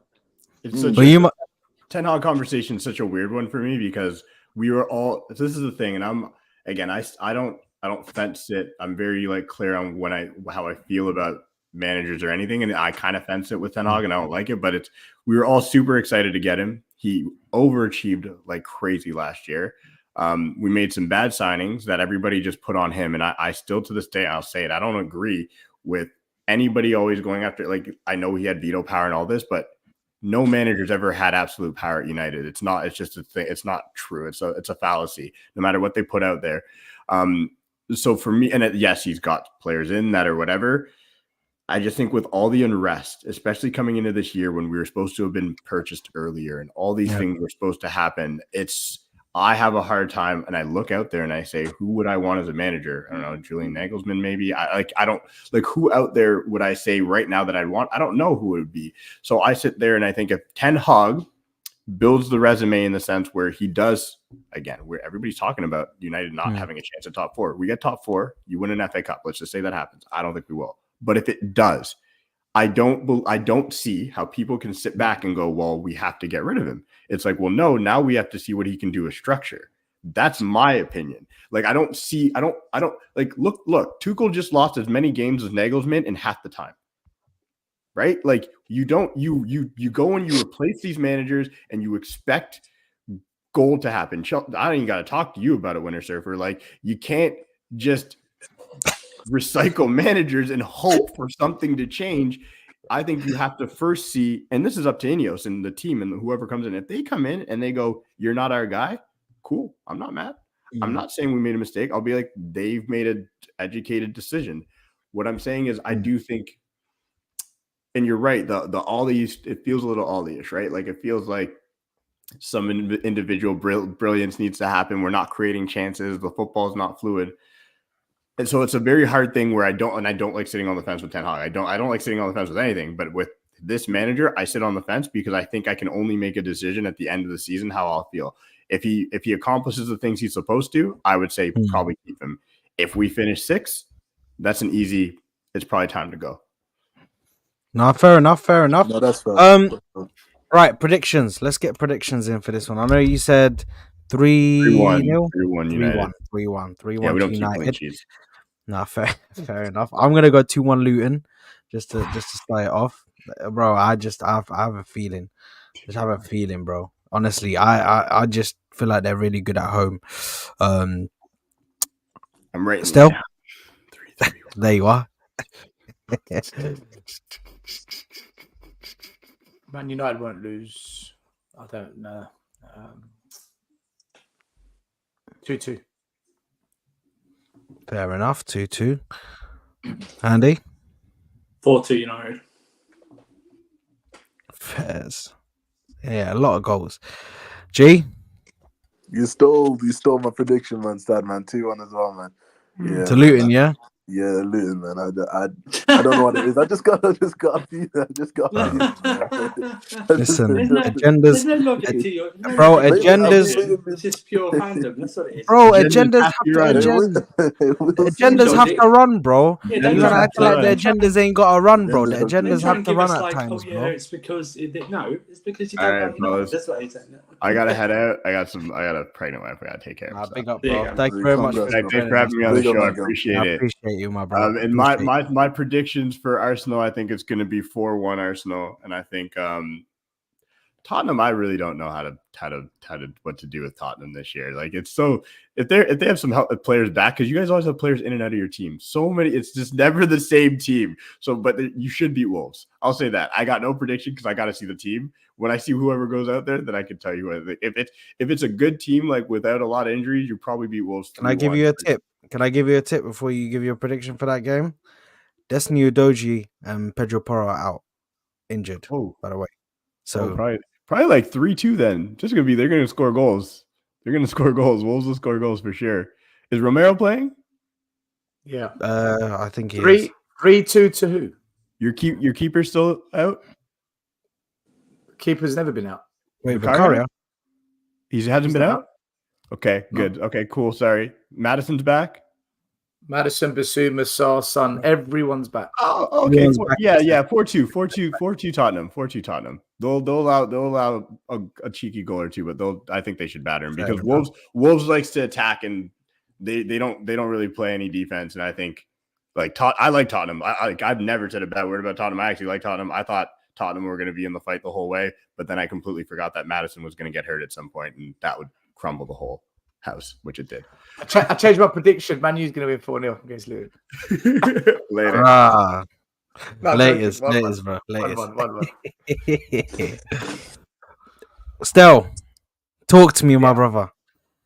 Pedro Porro, Udogie out, injured.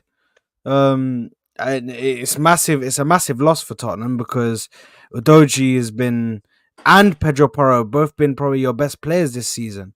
Obviously, consistently over the games that they've played, they've both been some of your best players this season. Obviously, Udogie coming in, looking like a breath of fresh air in the left back position, and Pedro Porro just scoring important goals for you. I remember the goal he scored against at home. I forgot who you were playing, man. He scored that goal from outside. Was it Burnley? Outside the yes, it was Burnley. That was in the FA Cup, I believe, or one of the cup games. Yeah. And he scored that last minute goal. So both important players. How are you feeling going into this game against Wolves? Tottenham's the Wild West, right? It's literally a shootout. You line up against the person opposite you, and it's bang, bang, and off you go. It's just whoever stands at the end of it. When we've got our starting 11, the full squad, will give anyone a game. There's no one in the league that I don't fear we can go and give a game. I'm not saying we'll win. We'll definitely give you a game. As soon as a couple of those pieces are missing, in comes the Højbjergs, the Skips, the Ben Davies, the Chicken Royales, and the levels drop, the Timo Werners and the Brennan Johnsons, and you see the levels dip. You see it. But Ange's just got us playing in a way where we will go to the last second of the game and we'll either lose it or we'll win it. He doesn't like draws. He doesn't like drawing games. I don't know if that's a good thing or a bad thing, because we're fourth. We've only lost 2 games less than you and City, Liverpool, with the 4th top scorers in the league, but we've got like the 8th worst defense. So, but we've had a lot of injuries this season. I know a lot of clubs have, but we don't have the squad to sustain injuries. So, no. And the way we play, the wing backs, we play very unusual. The wing backs go into the number 10 role, so they become the number 10s, and it's crazy, but it pulls the other team out of position. Like, they don't know what we're doing. I don't think we know what we're doing. Everyone's confused, and somehow, that confusion creates chaos that works good for us. What I will say is this: regardless of who we play, like who we start, we will give Wolves a game. We'll go for it. But the last 3 games, we didn't deserve to beat Everton. The draw that they got was deserved. We didn't deserve to beat Brentford. They should have drawn. And in both of those games, we had more possession, more passes completed, but they had more shots on goal, more shots on target, and more clear-cut chances.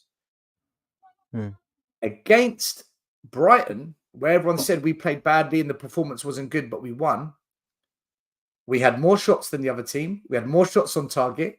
We had more clear-cut chances and more shots on more shots in the game. So we actually statistically did much better. So we did deserve to win it. If you're going to use that same analogy I've given of just the attacking stats. And you know what the difference was? Heung-min Son's back. He's massive for the club. He's a huge player for the club. When he's on the pitch, the assists are better. There's a goal scorer who's clinical. Look, Winter Surfer will tell you, Timo Werner for me is a bum. I know he's a nice guy. I know he's a crowd pleaser.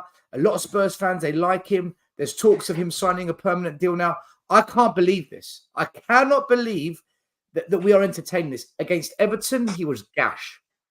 Against Brighton, he got pulled off. He was gash. Against Man City in the FA Cup, he went missing. They all went missing, though. So when you've got him on one side and you've got Brennan Johnson on the other, who's just as bad, right? But because he came on, played awful for 30 minutes, like awful, but he pops up at the back post for a 4-yard tap in. You see what Brennan Johnson gives us. Oh, come on. This is what Arsenal fans do with Kai Havertz. You see what Kai Havertz can do? Come on, let's get real. They're not the level of players that are going to take you to the promised land. So, but when Son's back, everything changes. So for me, I think this is going to be just like Wolves, Man United. We'll score, they'll score, we'll score, they'll score. In the last minute, Spurs will just nick it. And I think Spurs will win 3-2. But it'll be another game where every channel that's talking about the game, that was crazy. These performances aren't sustainable. How are they doing it? But we're going to do it. And I think that's exactly what you're going to see against Wolves. Pedro Neto attacking the left wing with Ben Davies, who can't run, is a nightmare scenario for us, by the way. I don't know what Spurs are going to do about that. Whether they put Van der Ven as a left back and then Dragoussin, the new signing, goes centre back, or whether they play Ben Davies there, but he's going to get slaughtered. And Emerson Royale on the right, he cannot progress up the pitch and create and score the way Pedro Porro does. So that's a problem. And that's where Wolves have got Hwang back, but they're missing Kuna, who's a massive loss for them. So it kind of balances. So listen, I think Spurs will edge it, but Wolves are going to give us one hell of a game, and it's going to be a game that everyone's going to talk about. It's going to be crazy. And that's what I think. I think even before the injuries, you could see that the way Spurs are playing, they're going to give teams chances. It's whether the other teams take it. Because I remember the game against your game against Fulham. Your game against Fulham earlier in the season. I think you won 3-1 or 2-0 or something like that. But there were still chances for Fulham. in that game. I remember Willian going through on goal like 3 or 4 times in the second half. But it was like good defending or good goalkeeping. But that's just Angie's style of play. The counteract is that what STEL said is that we've seen it multiple times this season. They go right to the end. Saw it against Sheffield United, 2-1. Saw it, the other day against Brighton and so forth. It makes it. How will it be long term? I don't know if it's going to be long term sustainable, but they will win more games than they'll lose because of the way they play. You know what I mean? It's like Stel's right. Heung-min Son will not only build confidence in the fan base, but the players around him. When you have Son instead of Richarlison playing, it's a totally different. It's like different universes. It's like a jump to a different universe. Son's there, and you're right. I mean, although if in the summer you do a permanent deal with Timo Werner, I know Daniel, if he's not changed, you're doing a permanent deal. If we sign Timo on a permanent, right? Nothing has changed at Spurs. Nothing. We're not winning nothing.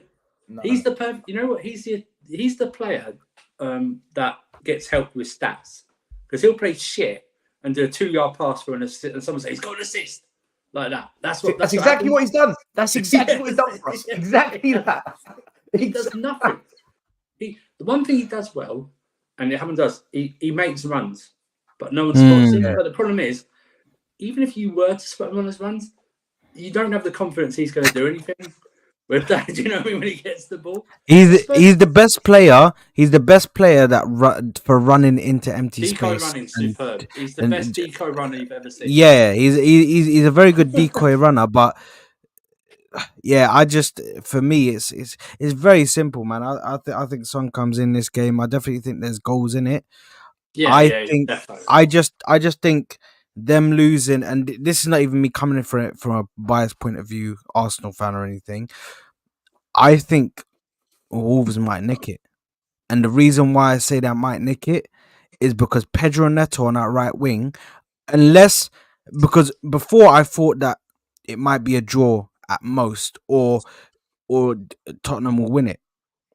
But now that I've seen that Udoji's out, and Pedro Porro's out, they're gonna struggle to get goals from the right because Kulusevski, if he plays, he's not had the best of games in the last few games. I think he's been off a bit. Sad. He gets a raw deal though. Like he set up the assist for Pape Sarr. Like do you know what it is with Kulusevski? You tell me how you see football, because I think I'm still trying to understand this element of what we're doing. You know, when you play a 4-3-3, you know the front three, I look at them as all strikers, but one's the main striker and you've got 2 wide attackers. Yeah. I think Spurs fans look at the wide attackers as your wingers, whereas I don't see them as wingers, because I'm thinking of the best team I've seen do this is Liverpool under Klopp a couple of years ago. It's the wing backs that push up that become the wingers. And what happens is the guy in the middle, who was Firmino, he drops and feeds the left and right players, feed Salah, feed whoever was on the other side. Who did they have? I can't remember. Mane. And then they score the goals. Spurs, we want the 2 front 3 to be the wingers. And I'm like, but this isn't how it works. Kulu actually cuts in. The problem with Kulu we've got, like, he scored 6 goals this season and 3 assists. But Spurs fans want to cuss him. I think the issue we've got with Kulu is he always inverts. He doesn't go that way once in a while. And he doesn't take enough shots. And I think he gets over-criticized.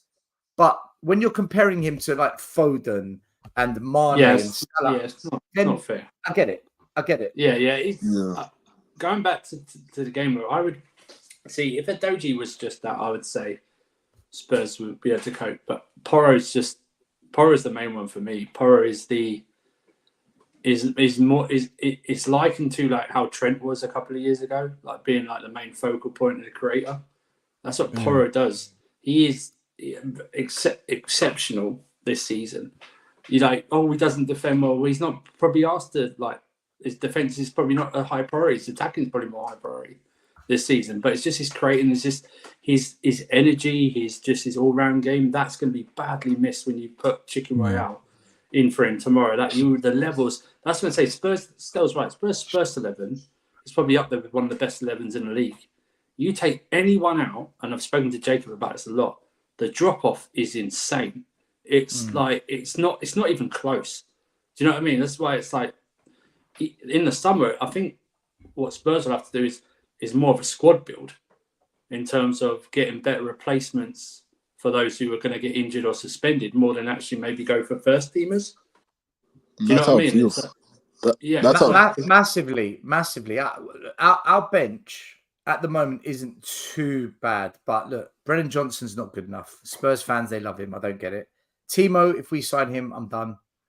Højbjerg needs replacing. Skip needs replacing. Ben Davies. Listen, Timo Werner's shocking, bro. Tell that to the majority. Listen, the majority of Spurs fans, they're bought into him, and I don't get it. I just don't get it. Like, are we watching two different players? You're right about him making runs, but I don't think the reason he's not getting the ball is I don't think our players trust giving him the ball. I don't think they want to pass. I think that as well. I think if they're thinking, right, if I pass it to this guy, he's just gonna waste the possession. It's either gonna go up to freaking row Z, or he's gonna try doing some stupid cross and it's not even gonna hit the first man. Like, so do you know what's sad?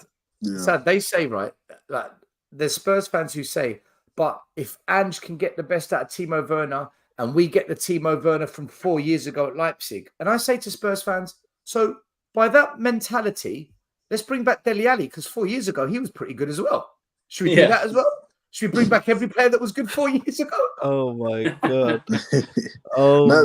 God, man. That's true. And the thing is, but I feel like with Tottenham, they've never really, like, even in the past, I'd say decade, that squad depth has always been, I've always thought, a problem. I don't know why Daniel Levy doesn't really ever kind of invest a little bit further on the squad depth, but they've always had like a good 11 in the past decade. They've always had an 11 that's respectable.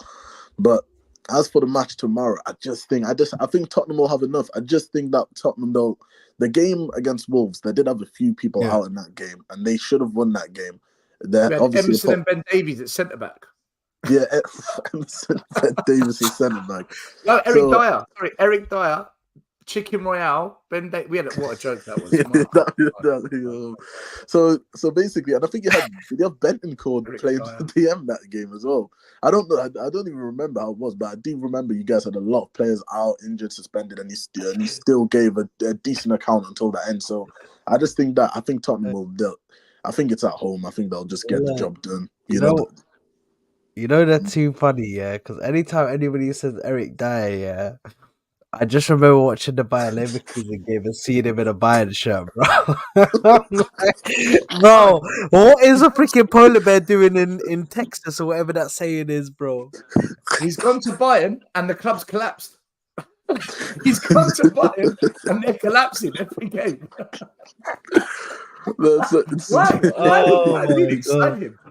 It's like that's too cool, bro. I don't know what he was trying to do there, bro. I don't know what he's trying to do there, bro. I don't know. But yeah, that's just crazy to me. But listen, predictions. What we going with predictions? Has anybody predicted this one? I can't lie. The Arsenal game, I actually can't be asked to speak about it. I don't know. Do you guys want to speak about it? No, I think it's the most predictable. I think it's the most predictable. Bro. 4-0 win of the season. Yeah, it's going to be a battering, isn't it? Yeah, it's going to be a battering. Yeah. They concede and can't score. This game, I've got a feeling it's going to be like a Brighton last week, like a last-minute job for Spurs, like a 2-1. Like you said, Stell said 3-2. I'll go 2-1 because Stell said 3-2. I'll go 2-1. But I think it's going to be like that. But listen, it's Spurs enjoy it. That's why I said that Spurs are one of the most enjoyable teams to watch this season, because it's just like Stell said, it's Wild West. You have no idea what's going to happen. You're going to get goals. Wait, have they had a 0? You not had a 0-0 this season, have you? No. Spurs have got the record now of scoring the most back-to-back game goals. I think it's 37 games in a row we've scored. Wow. Yeah, they're very. It's very entertaining to watch. But 2-1, I think they'll win. Yeah, I think it's 3-2. I think it's 3-2, but not Stell's 3-2. You 3-2 Wolves. Yeah, I think Wolves will get it in the end. I think Wolves will get the last minute goal. I just listen. Like I said before, the left back and right back gone. That is red flag for me, man. That's alarm bells. Do you know what I mean? So it's going to be dangerous, man. But listen, they could win it in the end. Of course, it could go either way. To be honest, I think it will go to the last minute. Definitely. Do you know what? I'm interested to see what's going to happen. Okay, if Spurs do win, our next game is 2 weeks' time. Porro Udogie will be back by then. At least one of them will be back. And then we play Crystal Palace, who are an absolute mess of a club with their injuries. I think we beat Palace at home as well. Okay, might get a new manager bounce with Palace. You know what I mean? We've got a new manager. They might get it, but you never know. It's at White Hart Lane, isn't? No, it's at White. No, it's our ground. It's our ground. Oh, yeah. I thought it was at Selhurst. No. Right. If we win the next two, City, Liverpool, Arsenal. Now you've got Europe midweek, weekend, midweek, and Spurs are just sitting there ticking. If we keep our players fit, I think we could really upset the cart here. I do, because I think what's happening now with Spurs is it's like pre-season again. All the players are back. Let them gel again. Let's try and build it up. And if we get a couple of wins in a row, get some momentum going, the way we started the season, I think Spurs can finish in that way. I think we've got it in us because we've got one game a week when everyone else has got FA Cups, Carling Cups, Europe. We don't have any of that. We're like, in fact, Man United, that's why Man United are dangerous as well right now. They've got nothing. And Chelsea, although they're quite far off.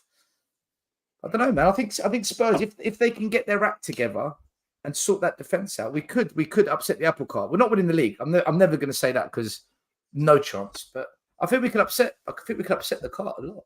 I think what would help is that you actually, if you start going 2 or 3-0 in games and he starts like taking a Maddison and a Son off, do you know what I mean? For like the last 20 minutes or so where you're comfortable. Do you know what I mean? Like then you start because let's face it, right? Like I said, all your starting 11 key players, right? Because like we said before, the drop off is just too big. Do you know? If you sustain 2 or 3 injuries out of that starting 11, we've seen it. The drop off is just too much for you guys. And but then again, it's like most people predict you 8th anyway. So if you finish even out like a 5th or a 6th this season, that's probably higher than anyone's predicted. So, yeah, but you know what it is, Winter Surfer, right? Because I've had this argument. I predicted us to finish 10th once we sold Harry Kane. I thought that's it, we're done. We're going to need 3 years. Understandable, yeah. But when things happen that aren't supposed to happen, like you're in a title race or you get to a Champions League final, or you're in changes, this is where the big clubs adapt and make it happen. Right. Yeah. And this is where Spurs in the past bottle it, choke, don't get it over the line. The one thing I will say about us is, I know we don't win trophies and there's lots of reasons for it, but when we're in a top 4 race, normally we get it over the line. When we're in a top 4 race, we normally get it done. So, which just made me laugh last week when I had a couple of Spurs friends going, "Oh yeah, I want Man United to beat Villa," and I was going, "Why? You should want to draw, because if you get Man United on a bit of a run, that's another team now that you're going to have to face. You want both teams to drop points. It's like I agree. It's a gap. It's a gap for you. So, but Villa are in a bit of a. Seen Villa's injuries come out this week. Kamara's out. He's out for the rest of the season. Yeah, Pau Torres is out. Diego Carlos is out. Kudos is out. And remember, they've got Stel's right. They've got Europe. Everyone forgets that Villa's got this Europe is what I mean. as well. Villa's got Europe as well. So I think you're going to start seeing whatever you think a free fall is with Villa. You're going to start seeing them drop more and more points. I predict coming up. Yeah. So Spurs are right in there. They got one. Yeah.